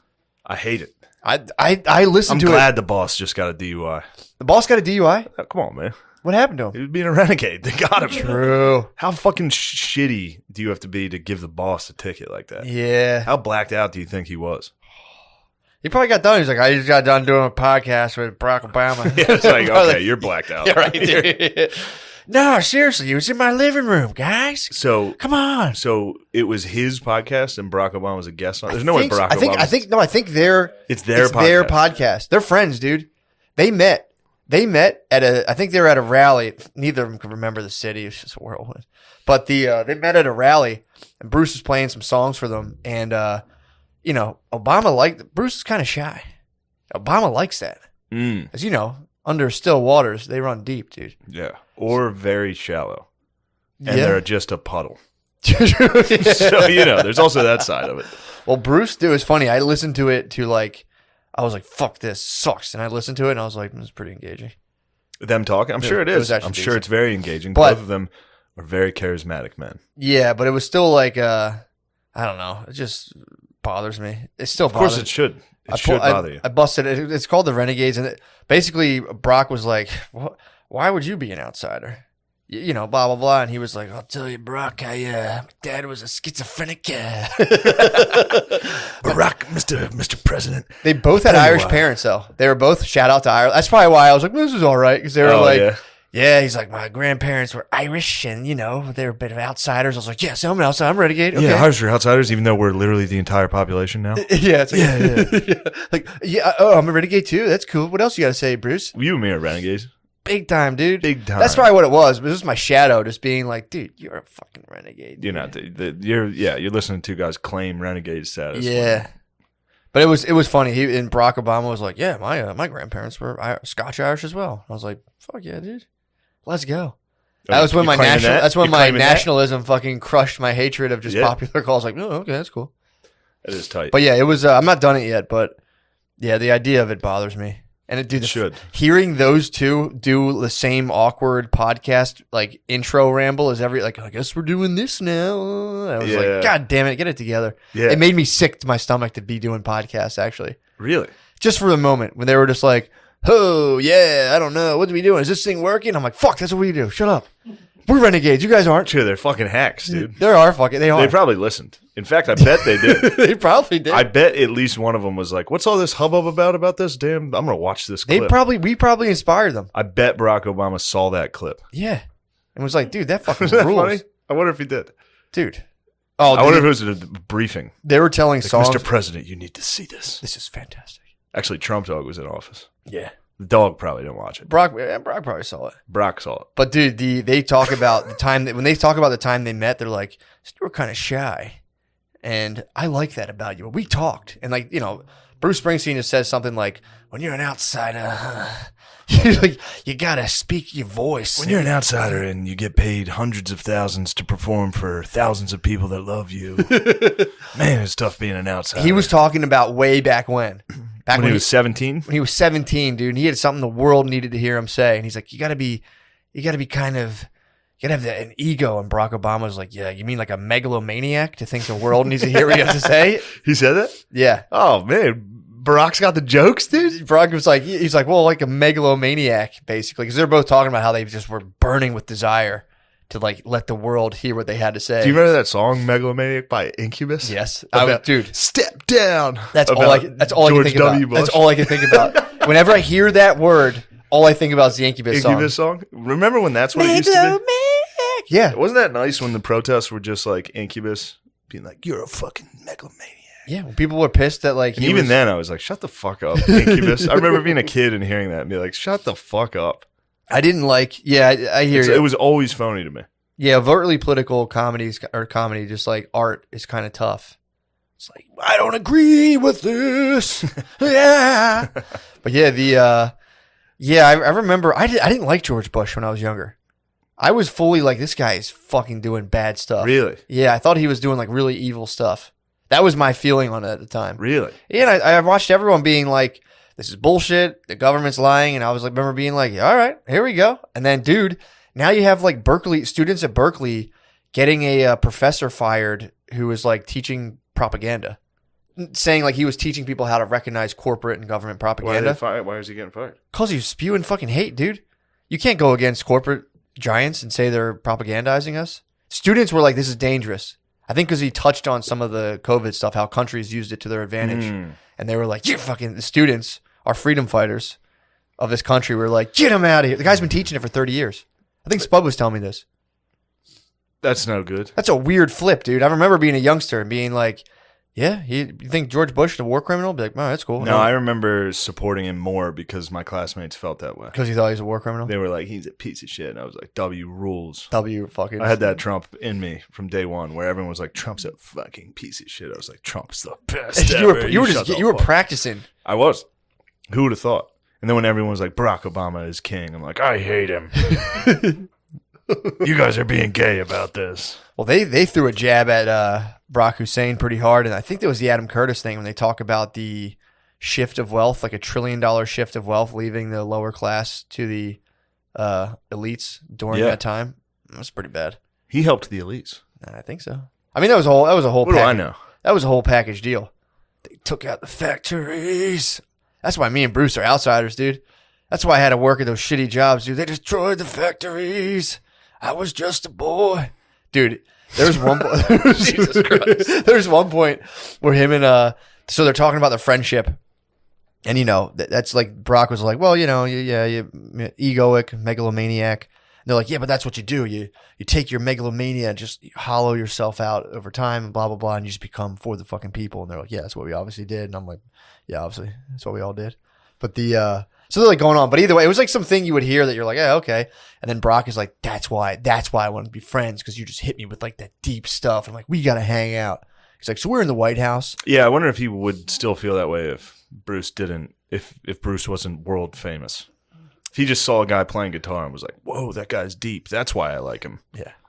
Yeah, it is. It's very circle jerky in that regard. It is. And then Michelle wanted us to hang out because you know how you own your mistakes in your marriage, and I could learn a little. It's just like cheesy office dude shit. And but at one point they're like talking about how he's like, he's like, you were in the White House and playing some songs, we're singing along, it's Motown. But every time, any chance he gets, he goes, Bruce Springsteen goes, yeah, I was playing some of that Motown. Oh no, it's so funny. But he's like, Brock's like, and I was singing along, and there were some libations that occurred. It's like, I hate. That's just dog whistling for kids. True. You think it was hot dogs? I think the libations were young kids. Do you think Bruce there's like a boy on the piano, just like, yeah, like he had one for each finger. Oh, you think they were just absolutely scissor hands? Yes, with children. It's like, Bruce, take your fingers out of those kids' buttholes and play me some piano. Man, I did hate those concerts that they would do. Barack Obama would have like Paul McCartney come sing in the White House. Yeah. It's just like, shut up. I think it's just a big power trip, dude. Just being like, wow, we're here for hope and change. And then it's like, we're going to just have the coolest parties in front of everybody. Yeah. Yeah, it's just some weird stuff you do.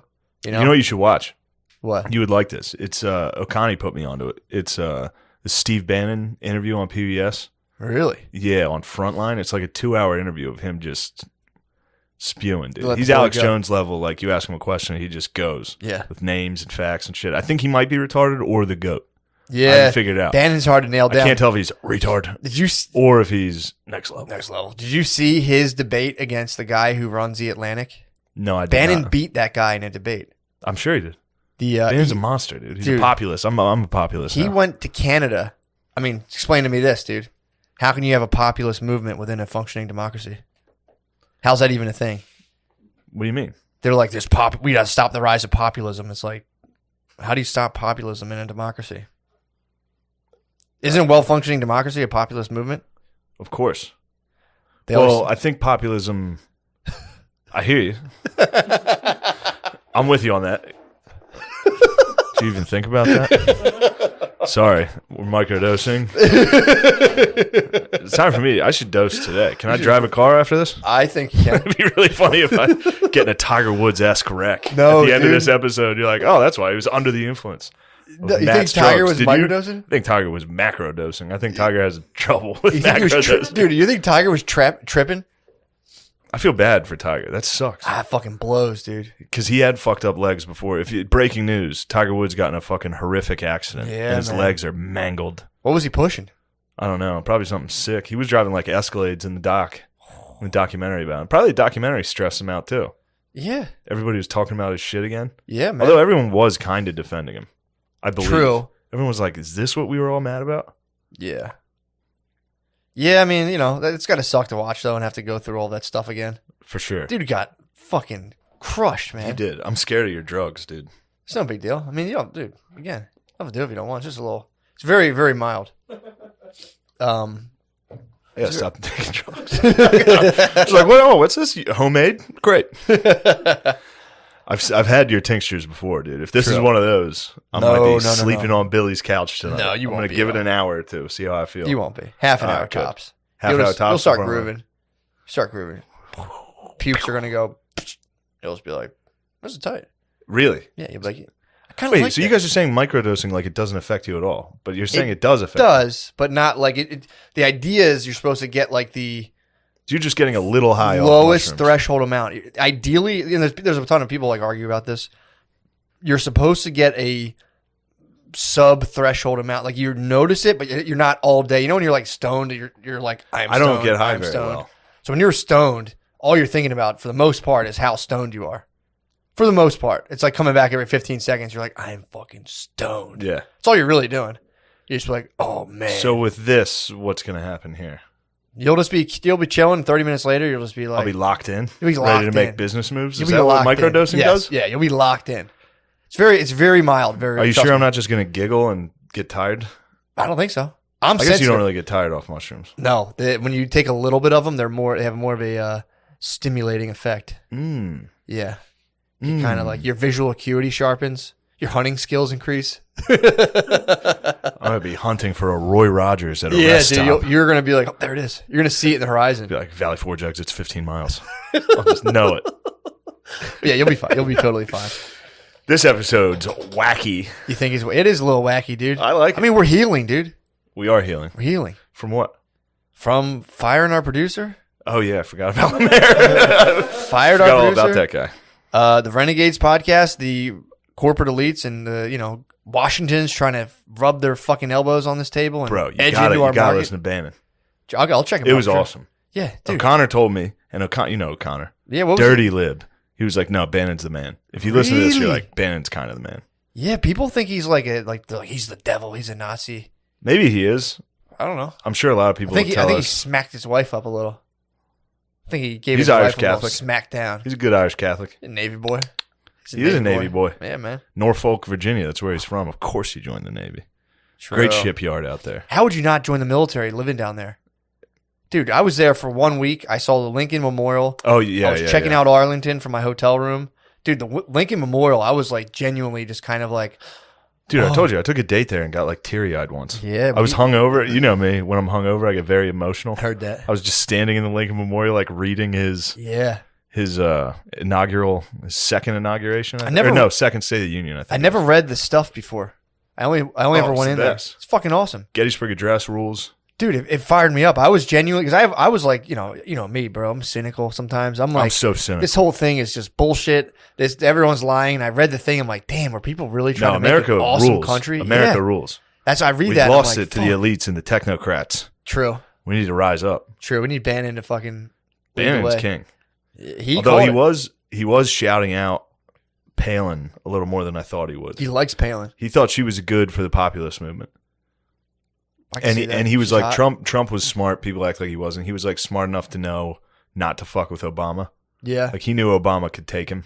politically, but he was like anybody else he thought he could beat 100%. It was like sick. Damn. You got to hear the end of this. Bannon. So Trump fired Bannon, or they, whatever. And of course, once he left the office, Trump was like, that guy sucked. Yeah. Fuck that guy. He was a loser. What do you call him? Sloppy Mike. You call him something. Sloppy's hilarious. Sloppy Steve. But Steve was like, old Sloppy Steve was like, I don't care at all.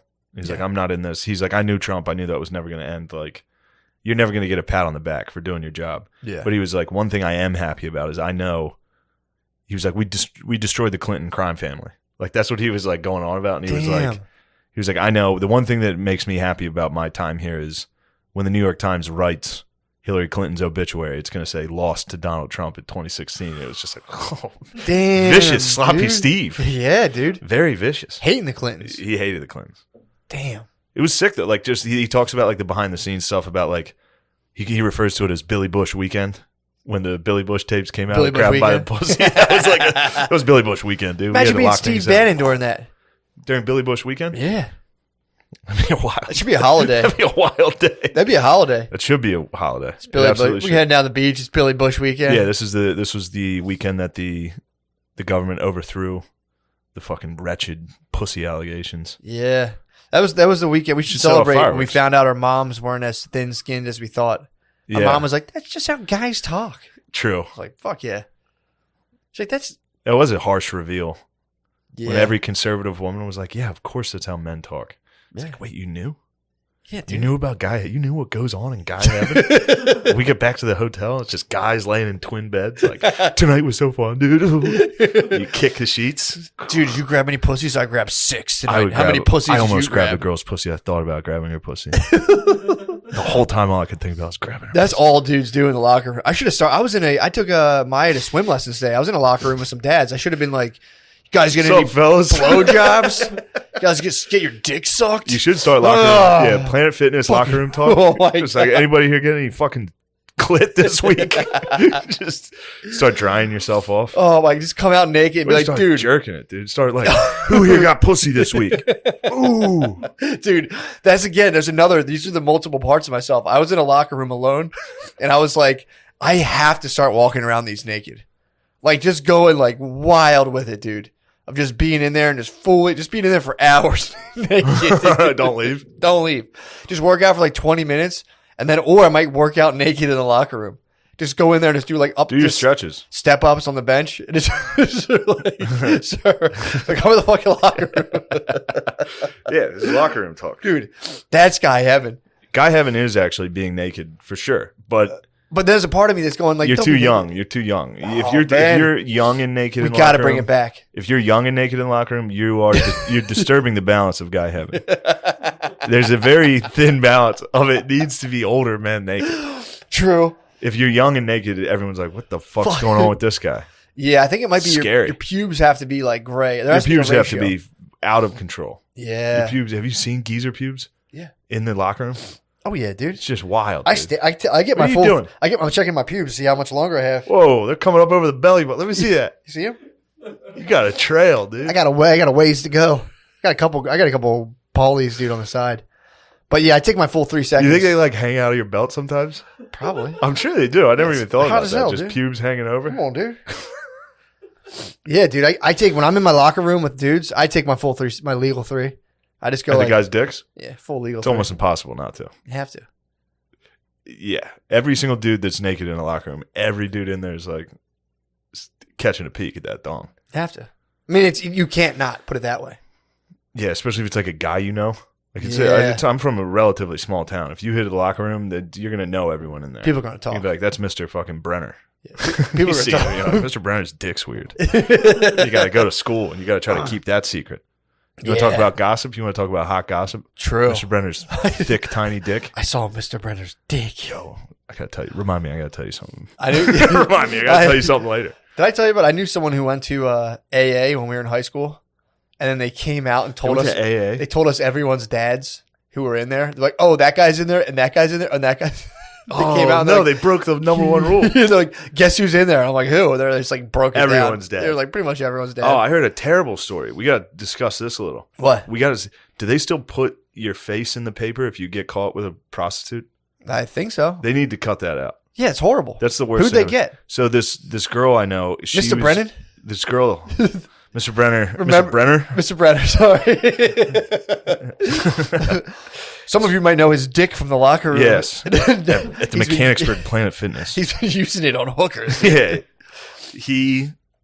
Mr. Brenner, is getting hookers. No, this kid, a girl who sucked me away from fucking Guy Heaven, was telling me this story about.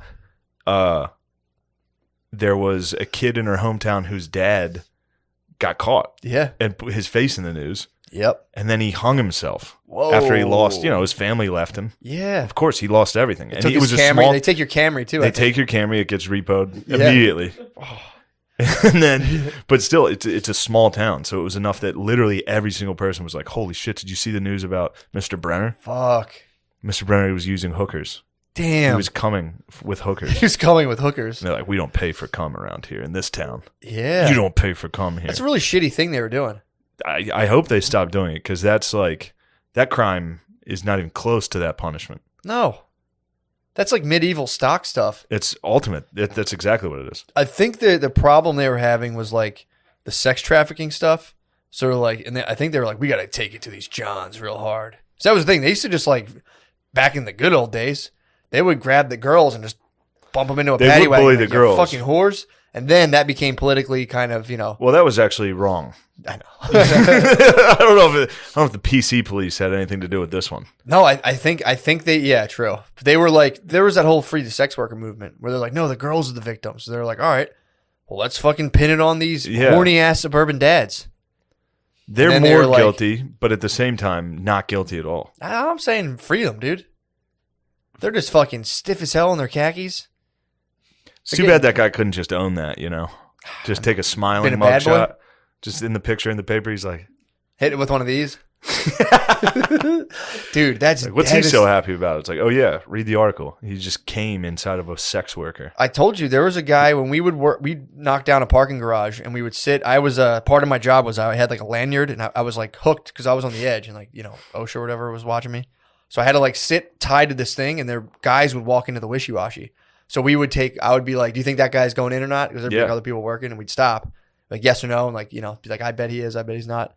And then you'd see people going in and coming out. And there, people would like, one guy came out of the wishy-washy and did a full to us and just kept moving. Wow. I was like, that's the guy. That's what you got to do. That's what you got to do. It just sucks with your kids. Because then like, I know your kids, but then you got to explain to them like, I'm horny, kids. Kids, I'm horny. Someday you'll be horny as hell. Yeah. And you'll get it and you'll be like, damn, my old man was the best. He was horny as hell. He took a public flogging and smiled. I'll also say there's something to be said about not going and starting an affair.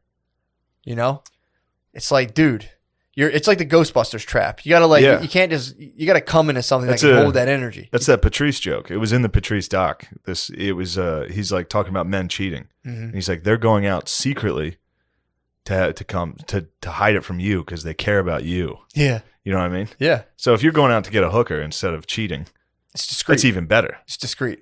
That your wife should somewhat understand. That way they're not like, you don't have like a side girlfriend and stuff. That's just a fucking ticking time bomb. Of course it is. You want a professional. You need to show up. You need to get milked out of a table. Yeah, dude. Just get milked out of a table. There should be some leeway to that. There should be protocol where it's like, it should be, honestly, we should medicalize it. Where it's not even like a sex thing. It's just get milked? Yeah. Just have it like any of those nurse practitioners or whoever at like urgent care. I mean, they would, it's essentially that already. If you find a nurse practitioner, she's going to milk you. I think they should. That should be covered under that should be decriminalized, to be honest. Not even decriminalized. Sex work should be fully medicalized. That'd be nice. Going into urgent care, just a fat black nurse at the desk, just like, what are you here for? You're like, I actually need milk. She's like, come on. Yeah. Just gets up. I mean, dude, we need it, dude. And just come home from the doctor. What they say? Be like, I was full of cum. They had to pump me. Oh man, really? Be like, yeah. Like, all good now, but I have to go back next week to make sure it's all. Keep going back to make sure it's cleared up. Dang, this thing won't go away. I'd be like one of those guys who like go to the emergency room for Vicodin. I'd be like, I gotta get like, dude, you just came yesterday. I'd be like, oh no, it's fucking crazy. I'd be in the hospital system. Like, you were just at UPenn yesterday. I'd be like, what? No, you can't get milked again, sir. Like, sorry, go home. Give me the fucking milking. Milk me. Put him against the wall. You better milk. Daddy needs milk right now. Your Like, that would be tight if you got your physical and then they were just kind of like, Oh, looks like you're a little cumful. that would be the only thing though. The catch would be whoever was on staff. So it might be like a 28-year-old like medical doctor, one of those McSteamy dudes that come out and they might just be like, "What's up, bro?" and just fucking crank you. You'd have to be it's medical. I think a good thing we could do is adopt kind of like the Catholic. Just have a veil. You know what I mean? Glory hole it. You're thinking about glory hole, yeah. You lay on top of a table. You don't know who's down there. And you just... Could be a guy, could be you're getting milked. All right.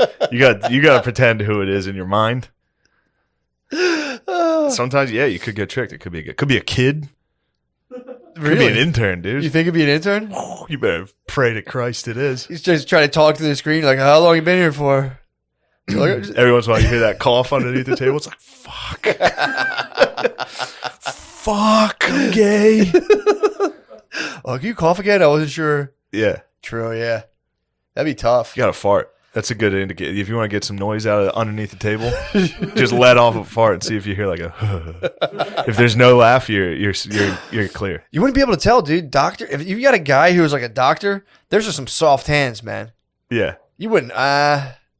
You could go full grip, please, and just test the grip strength, like the thing at the boardwalk, and be like, "Oh, that's a feller. That's a feller." This feller's got me by the prick. I think that's a good idea, dude. I think the grip strength is very funny. To be like, full grip strength, please. That's a fella. Oh, shit, it's a fella. God damn it. Like, I'm all good now. Fella will fucking with that tune grip you up, strength? though. True. That'd be tough, dude. Full grip. Or you could say, like, more grip, please. Yeah. You wouldn't need, that's a thing, too. That's a negotiation you need to have while you're getting a old-fashioned. It's like, how much grip strength do you like? Yeah. I might start demanding, like, full grip strength. Just a slow jerk, full grip strength. Did you ever hit yourself with that? Have I ever what? Give yourself full grip strength Yeah, on a of course. slow jerk. Never while I'm masturbating, but every once in a while I'll just squeeze the hell out of the shaft for the fun of it. I'm saying you should try You this. ever do that while you're watching TV? Yeah, just dude, like constantly. like stings the tip for some reason. That's guy heaven. That's all I wanted to do in the room is just test my might, dude. Yeah, will I yelp? Oh, I'll catch myself doing that. And I only put my hands on my pants and be like, and just violently adjust myself. And she's like, "What are you doing?" I'm like, "Just She wouldn't know. give me a good squeeze." I wonder if they would know. Do girls? They check. They probably get nuts down there when no one's looking. Oh, dude, Just reaching down there, just like scooping something out. just slap themselves. Something's in there. Yeah, man. Yeah, that's why they grow their nails so they can just scrape crud. So How crubbed up? They could probably get crudded up like crazy. They can. They don't take care of themselves. Girls can get crudded up big time, dude. Yeah, especially after they have their periods. Yep. It's probably just filled with crud in there. It's just crud, dude. It's just, it can I just don't be. like that. Yeah, man. It can be some wicked stuff. That's what they're dealing with. Welcome to the Renegade Podcast. I'm Barack Hussein Obama. Fine, I'm Bruce Springsteen, I I guess. call Barack Hussein Obama. You can be Barack Hussein. I'll No, be you're Bruce. Barack. No, You're more of a Barack. I'll be Bruce. I'm more of a Bruce. I would say. Bit of a Bruce type myself. Really? Yeah, man. My dad's fucking retarded, dude. Yeah, growing up in Jersey, my dad was a bit of a fucking retarded guy, so shit was tough. Yeah. Once the factories left, all the retarded guys didn't really have much to do besides drink and hit us. So I started coming up with anti-American music. Yeah, I was had a lot of black friends for the record. Bro. Oh, did he bring that? Yeah. That's probably why he was so into Motown. True. You had it, bro. If you're going to the clubs down there was the greasers down there who just copied black. They were just copying black fashion anyway. So Greasers were just wiggers? Yeah, that's what they So said. like Grease was a movie about like wigs. If they remade it today, Pretty much. they'd be freestyling. We could remake. They'd be Grease. freestyling all those songs outside of like a closed mall. Yep. Yeah, exactly. They'd be taking ecstasy. The old E-bombs, I'm saying. What, Not Molly. Not Molly. Whoa, don't come at my culture. Not Molly. E-bombs. They'd be taking like old, outdated E-bombs, fucking pushing Honda Civics hard as fuck. That would have been a race between two souped-up Honda Civics. That's pretty fun. That's fun stuff. Yeah, but yeah, It's fun to think about. Bruce was saying, he was like, if you went to those clubs down south of Route 9, I love Route 9. I love all the roads in New Jersey. He loves New Jersey. the great town of whatever, wherever he's from. Trenton. Oh, it was what the fuck? From Trenton. Please look up Bruce Springsteen's. Actually, Gardini, do you know it offhand? I feel like you should. Yeah, you're from New Jersey. Pretty sure it's Sayreville or Freehold. Freehold, that's what it was. Never heard of either of those crap towns. I'm from the great town of Freehold, population 10,000. Man, I was way off on one. Somebody was asking me the population of Mechanicsburg. They're like, it's probably like a small town. It's probably like 100,000, right? I was like, yeah, probably. I looked it up. It's like 8,000. I was like, holy shit, I'm an Damn, idiot. you're from a small town? I'm just a small town boy. Well, first of all, dude, when you hear my song and me and Bruce's song, Small Town, That's actually one of my songs. it's not about the town. You're from a big old town. It's about everything, bro. We're all a small town, dude. He loves small towns. I wonder if he ever got sick of them and has to keep pretending he likes them. Yeah, especially nowadays. Yeah. You have to be like, I love small towns except for everything they believe in. I don't agree with their politics. He did come out and say, and I didn't listen to the whole thing, but he was like basically saying how there was a thing in, I already forget his name, the name of the town, Longhold. Freehold Township, New Jersey. Thank you, Freehold Township. There was a car full of black dudes that got just shot with shotguns. So there was some boys in that small town were getting rowdy.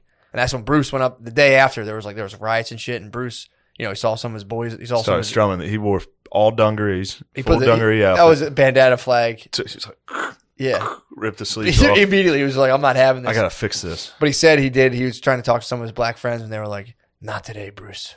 He was like, I understand. I wouldn't understand. yeah. Well, but he was saying, he was like, The best way for us to get past this is for us not to talk. Yeah. That's the best way to solve these problems. Well, is Brock- for us to understand we can't talk. It was so funny because Brock was like, well, that was him leaving the door open, but just saying, like, not right now. Yeah, They it's were good. saying- I think it's important for guys like Barack Hussein Obama to speak for the entire black community. For sure. Yeah. But, yeah, dude, it was weird. He was talking about that, but he did say, I think he was talking about how he's like, my family is a bunch of rednecks, but I love them. He's like, I love them. They're the people I love. There's small town folks. They ain't perfect, but they're the people I love. It's like, so maybe he loves Trump. Bruce Springsteen might fucking love Trump. I doubt it though. Yeah, definitely not. Yeah. Trump's the Unless best. he's deep. He might be deep undercover. Yeah. But I doubt he is. But yeah, that was his whole thing of him as being like, yeah, we got a lot of guitars up here. And let's keep a pick ready in case I want to make some music with you, Barack. I bet Barack He's can like, sing. I've been known to sing. He said he's been known to sing. Yeah. If he has some I libations. bet he's got a good voice. He's got a great voice. I bet he can sing. Probably does. Brock's Yeah. outsider story was sick. What He was just his? lived in Hawaii, and he was chilling with his Scotch-Irish grandfather, and people would come up and be like, oh, is he like Hawaiian? And his grandfather would be like, he's actually son of the king of Hawaii, like, royal, Yeah. blah, blah, blah, blah. And he's like, but I didn't look like anyone. So he was jammed up about that. Yeah. Bruce was like, my dad was fucked up. He's like, I didn't look like anyone. And they're just Yeah. like, born. Yeah, that's it. That's the whole episode. Is just them. It'd be funny if his Hawaiian dad was like, "Dude, this kid is black as hell. What are you talking about? This black kid? No, he's from like Kenya." Yeah, well, I think his dad was African. He was from Kenya. Yeah, he's He Kenyan. certainly was. His mom was a cornbred white Kansas? bitch. I Yeah. think Kansas, right? You're absolutely right. I believe I know that. You are Brock then. I'm definitely Bruce. No, I'm more Brock. I knew you were. All right. You're a statesman. I hate this podcast. Why? That podcast. Oh, Renegade? Enough of the Renegades. I feel like I had some decent topics and I forgot all of them because you Really? dosed me with these psychedelics. Oh, come on. Oh, come on. Nothing worse than girl shower. True. What a hell that was. I showered once this weekend due to that. Did you really? Stuck in girl shower. Yeah. It's crazy. Every single girl shower I've been in is 1 by 2 feet. Yeah, they'll have The a ton. smallest thing filled with bottles. There's not Mm-hmm. one piece of shelf that's open that's not covered with some ridiculous product. Yeah. You can never pace the shower properly. It's just set to scalding. Yep. And the nozzle itself is set to about 4 feet, 10 inches off the ground. Dude, I get shit for adjusting And my they nozzle. do nothing about water pressure. I've never taken a girl shower that had water pressure. Yeah, they have fucked up. They do tend to have fucked up water That's pressure. why they stink. I adjust the nozzle, and Brittany's That's why like, women stink. why'd you move the nozzle? And I'm like, because I'm a fucking head taller than you. Yeah. It's like, what do you money? Oh my God, there was nozzle talk. Yeah. Somebody was. I get fucked up for moving the nozzle. I'm like, dude. That's that can't be a battle. No. I would never even notice if somebody adjusted the nozzle. No, dude. I just you have to pin her against the wall. If she nope, says that. I look at her and I just go, yeah, I don't know. It's crazy. It's weird. I'd move the nozzle up to my height. Sorry, babe. Yeah, I told you before, dude. If you fight with a girl, it's your fault. That is true. Still holding it down like that. I'm more of a feminist in that I believe that they're equals and we can talk to them as equals. Mm-hmm. But I do need to come along the line of pure misogyny where it's like, if I'm in a fight with them, it's totally my fault. If you're arguing and yelling, yeah. Yeah, it's like fighting with a 4-year-old. Now, as soon as the voice is raised, this only came from just, I would say, a COVID length of strict meditation. Damn. As soon as I catch as soon as I start hearing loudness, it just goes like this. We can't do this right now. Oh, that's actually going to backfire. Yeah, women do not like that either. Nah, you need to cool off, dude. Just relax. No, they want to fight. True. That is true. That's true. True. Until you bring it to them. They're sitting there squawking, and then you bring the thunder, dude. Then you bring the Moab. Yep. You hit them with that shock and awe. Yep. I'm sorry. They start crying. That's their shock and awe. True. We can't handle that. What, the cry? Cry? Unless you're an iceberg, dude. If they start crying, you're like, cry away, bitch. I've been in relationships. I'm watching South Park. You're going to tell me to go to bed. Bitch. I've been in relationships where towards the end of it, they bust out the cry and you just go like cold as hell. Yeah, true. You do get cold. I got very fucking totally, I didn't care at all when someone was crying. Yeah. If she would cry, I'd be like, oh my God, I can't believe you're crying. Yeah, don't do that. Don't start crying. Don't do that. Yeah, man. I remember towards the end of relationships just being like, oh, you're going to cry? I'd be like, all right. But before I'd be like, oh, I'll drive. Oh, man, that's so sad, though. It's sad that it gets there. When she starts crying, you're just like, oh, break out the waterworks again. Yep. Yeah. You can't just cry and get your way. Oh, yeah, dude. It's tough. That is sad. It's a bullshit move, dude. It is a bullshit move. If we're treating them as equals, that's an insane bullshit move. Yeah, no crying. Especially after a fight day started. If you fucked up and they start crying, then that's, if they catch you in the local paper from getting a hand job, they can cry a little. Catch you coming in a sex worker? They're allowed to cry. But if it's like we're late to this party and she starts crying. Yeah. It's like, bitch, I'm going to drive this car into a tree. I'd like to kill us both if I could. I'll strangle you to death. Or you just cry harder. Than her. True. People do that to babies, anytime my nephew gets hurt, I'm like, woo! And he's like, he's surprised that I'm crying. Really? Yeah. You can trick babies into not crying. I might do that. You just start going, or you start blowing in their face. You go, it snaps them out of it. I might do that. Next time I see a girl cry, just go right in her face. What are you doing? It's like, oh, if you can talk, you're not crying. Fake tears? I'm gonna start. People treat toddlers when they cry. Be like, are you faking it? Were you faking it? I was gonna be like, were you faking it? You're not gonna get me with those fake tears. Yeah. Were they alligator? Crocodile? Which one? Crocodile tears. Crocodile. You sure? It looks like Gardini, a bit of a point of contention from the staff here. Really? You think it's alligator? It's crocodile. Afterthought, I agree that it's crocodile. All right. Well, then don't give me those eyes. We're gonna have to work on those. Just see the descent. He was like, really? Yeah, when you said crocodile, I was like, damn, dude. Yeah, you should see what these two do behind your back. True, that's true. Episode. I never see them. Do you see me looking at them a lot? I see you peeping. Yeah, I take a gander if what we're saying is funny or not. I read the stoners. Do you really? Although Gardini, you're not a bit of a doper, are you? Absolutely not. No dope? No, I do mess with dope a little bit. Well, cut it out for the sake of the podcast. Don't dope. I will. Are you super high right now? Absolutely not. I ain't come here for no foolishness. Hell yeah. Yes. Off to a ripping start. Mm-hmm. Noah, can you say the same? Who do I look like? Are you high? Are you high off your ass right now? No, I'm not high off my ass. Right. Are you a little high? I'm fine, True. He's he's a bowl smith. Yeah. Just a quick bowl. Let me rip a bowl before I do this thing. Yeah. What's that like, ripping a bowl before you do things? It just becomes your everyday reality, dude. I've been there for a while. I knocked it off. Man, I don't know. I never got there. Just ripping a bowl. Is it fun? It sounds fun. If I could control it, that'd be very fun. I still suffer.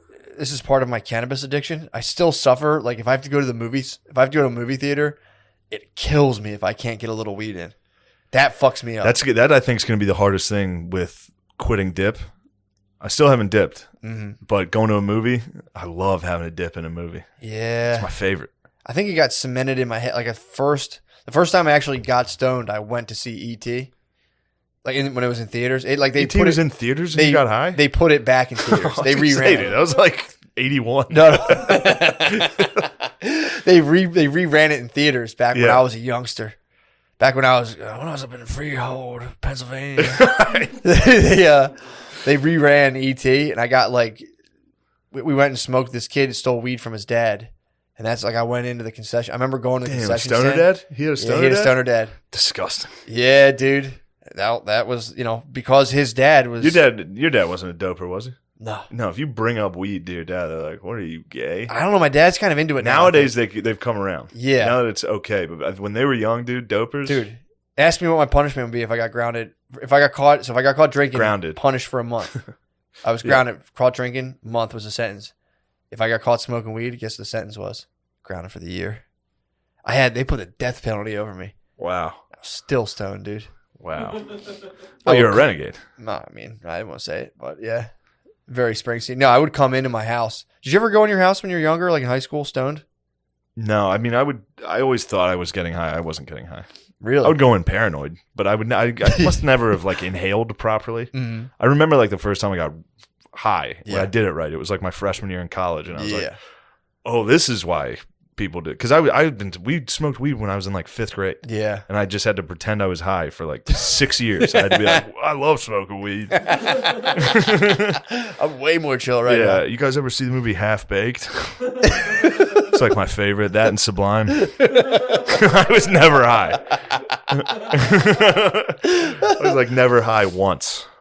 And then, freshman year in college, I was like, I can't feel my legs. I was like, oh, this is it. I got high enough that I was like having trouble walking. Yeah. Yeah. What were you smoking on? I forget. I don't know. What we were smoking out of? Yeah. I don't remember. It was like a bong. bong. The kid I was with was a bit of a wigger, so I'd imagine a blunt.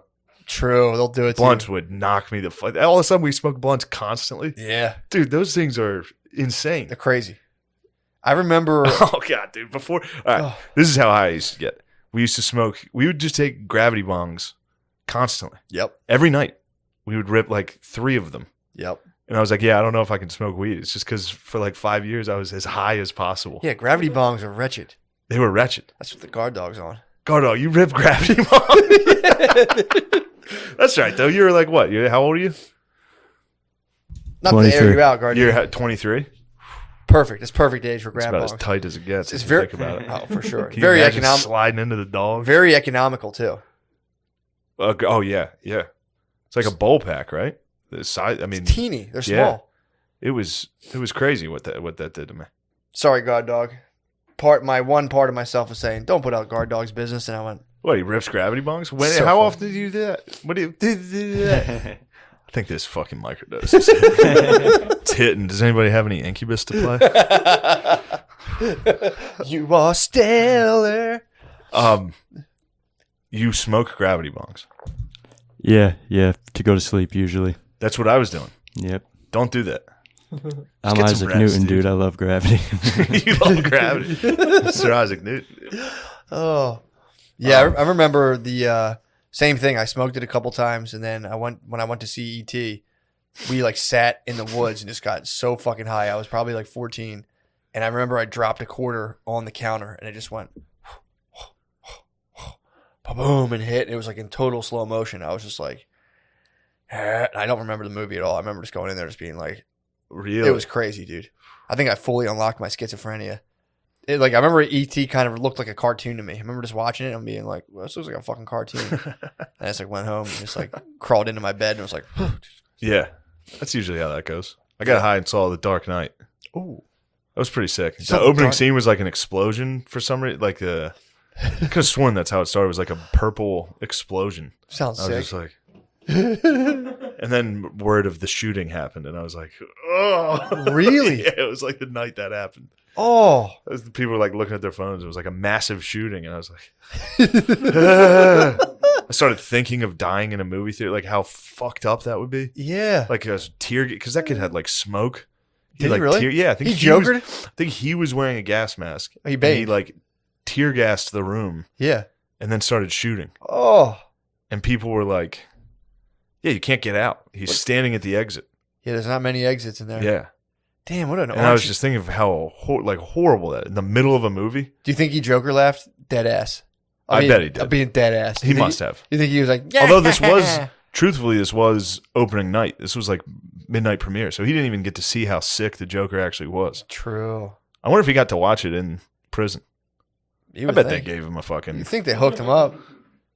I hope they didn't. I hope someone was like, "No, yeah, you're not watching Batman. Don't let it. He doesn't get to see this, dude. He ruined it. He ruined it for everybody. Fucking arch villain, dude. I wonder how much that fucked up their box office debut.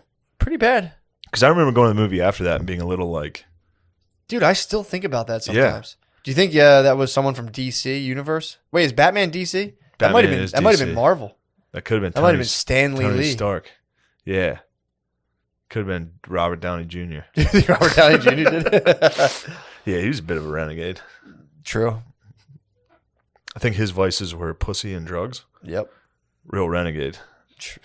You know. Outsider those stuff. Vices that everyone has. True.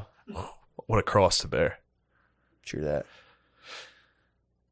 What else is going on? I don't know. I went to sleep to a nice audiobook about death on the Eastern Front in World War II. That was intense, man. That was a pretty wacky one to go to sleep to. I was looking for a new book. I didn't have anything I wanted to get into. So I stuck with the old tried and true Eastern Front, World War II. Yeah. Pretty sick. Yeah, it's also weird, dude. There's so many people who hate Nazis, which is like, shout out, knock yourself out.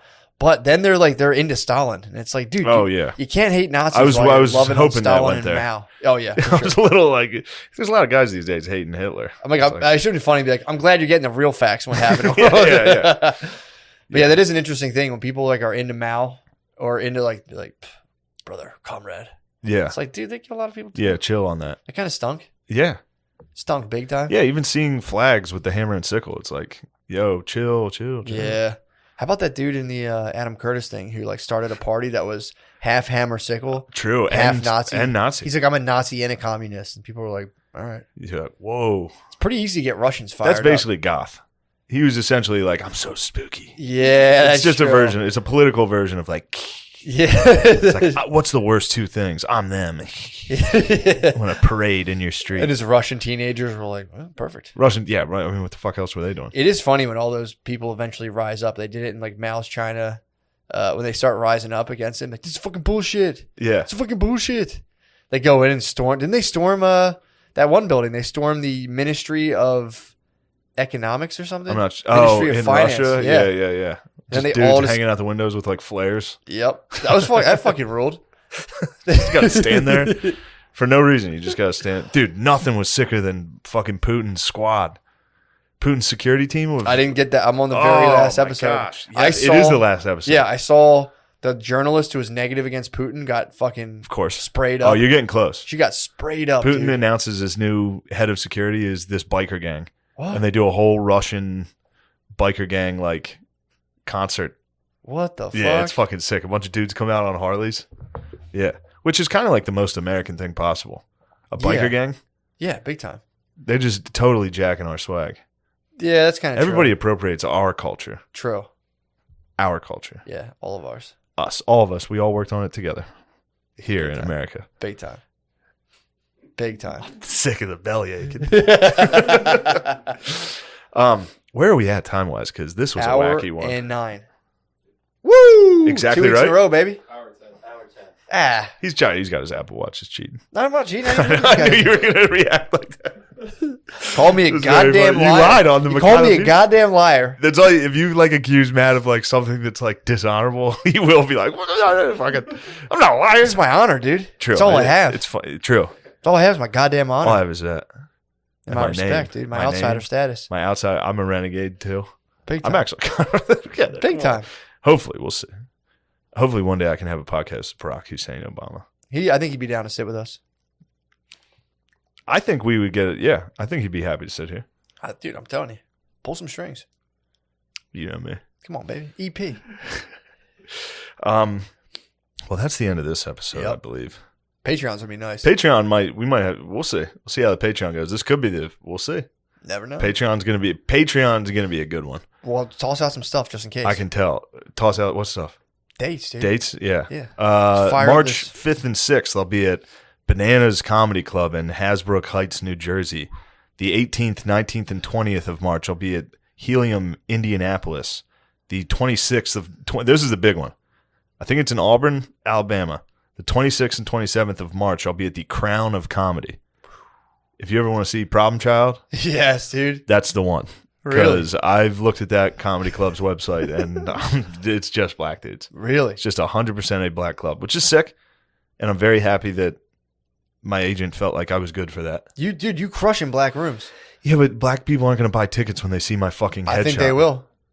I'm telling you. All right. Well, if they do, that'll be... I'm going to have to change my act. No way, dude. Slightly. Dude. Dude. You'll be having a good old time. All right. I'm telling you, man. They're going to be having a fun old time. I hope so. Dude, my material has changed since then. Don't matter, since bro. I used to be that. It's you, dude. True. It's you they like. Come on, dude. Anyway. Catch me April 4th. I'll be in Freehold, New Jersey. Walking with my hands in my pockets. Just being like, ooh. Oh, never mind. That's a little far off. I think Mark Wahlberg's also starting a podcast or something. Someone sent me a thing. It's crazy. When we started, like 4 years ago, 4.5 years, we were like, doing podcasts is hack. Everybody's already doing it. Yep. It's fucking gay. Look at us now. Now people are just starting. But if you're famous and you start a podcast, it's like, it's pretty gay. Like, if you look at the top charts, it's like everybody from the show The Office. The friend started their own podcast. Yeah, like, I saw Shut that. the fuck up, dude. Yeah. Kevin, the fat guy, has a podcast Who's that? now. Which one's that? The fat guy? From The Office? Yeah. His own podcast, or is it Office yeah, related? It's just him. It's Office related. They're all Office related. Yeah, they bring Office stars back, and they're like, remember that episode? Yeah. It's a big Member Berries podcast. It's total member berries. It's like, remember that time? I remember like 3 years ago when no one talked about The Office. Maybe Yeah. it was like 5 years ago at this point. Yeah. There was a dead period where The Office was just no one cared. And then all of a sudden it got brought back by maybe Netflix. It's corporate Somebody propaganda. brought it back, and now Yeah. everyone's like, that's my favorite show. Yeah. They got the bays hard, dude. Yeah. The white bays. Absolutely. All the white bays got tricked into it. Yeah, dude, they brought up that podcast today. I'm driving with Bay, and she was like, I've never seen The Office. I'm like, we're not Getting into it. Although The Office does rule. It was good. It was very funny. But she'll saw through an entire series, and it's like, I can't be having Office. That's many seasons, dude. That's video games for white women. They all complain about us playing Call of Duty. Dude. It's like, dude, you will have The Office on for an entire season every day. They'll just press play on their Netflix and then go about their day. They're sewing or what have you. Yep. Whatever they do. Yeah. Preparing crock-pot meals, sewing. Classic Bay stuff. Dude, I've brought that point up before. I'm What? like, dude, if I were to play video games the amount you watch TV, there would be a problem. And it was just... I wish someone would come at me for playing video games. A Bay? Yeah. A lady? Yep. You play too much video games. I'll kill you with a gun. Bays crush TV. They crush TV. They do. It's crazy. Yeah. Like, they'll watch shit like 3 times. I'm like, turn this shit off. You already seen it. It bothers me. I'm like, you've already seen this. I watched the Steve Bannon interview a couple times. There's I've nothing showed wrong. 2 different people. Did you really? Sat there and watched Well, it. you're watching it with someone else. It with him, like, Oh, you're watching them? did you hear that part? So what he's trying to say, dude, I did that. Oh, you thought I was going into girl hell? What happened? I brought the light with me. Did you And really? I made Bay watch Adam Curtis, and I was like, watch it. This is what he's saying right now. I did exactly what everyone makes fun of, which is guys making people watch it and explaining it to them. That's awesome. It's embarrassing in hindsight. I think we're going to look back, and it's going to be like when you would listen to rap with your friends and pause it and be like, you hear those lyrics right there? Oh. I think we're going to look back, and it'll have the same level of like, man, I was so fucking gay for that. No way. I believe. And I'm with Adam Curtis, dude. Listening to rap and being like, oh, dude, he's such a fucking lyricist, dude. I've been there. Yeah. We all were there. I've We went to college. definitely said at one point being like, I just like listen to lyricists, dude, like real rappers. Oh, Yeah. that hurts. I've definitely had those Yeah, insane thoughts, and I've said them publicly. I've said them to people. I've been like, listen to just Lupe Fiasco's lyrics. it's a song about skateboarding. I'm like, whoa. Fuck. All right. We are going on to the Patreon. Join us there, please. Yes.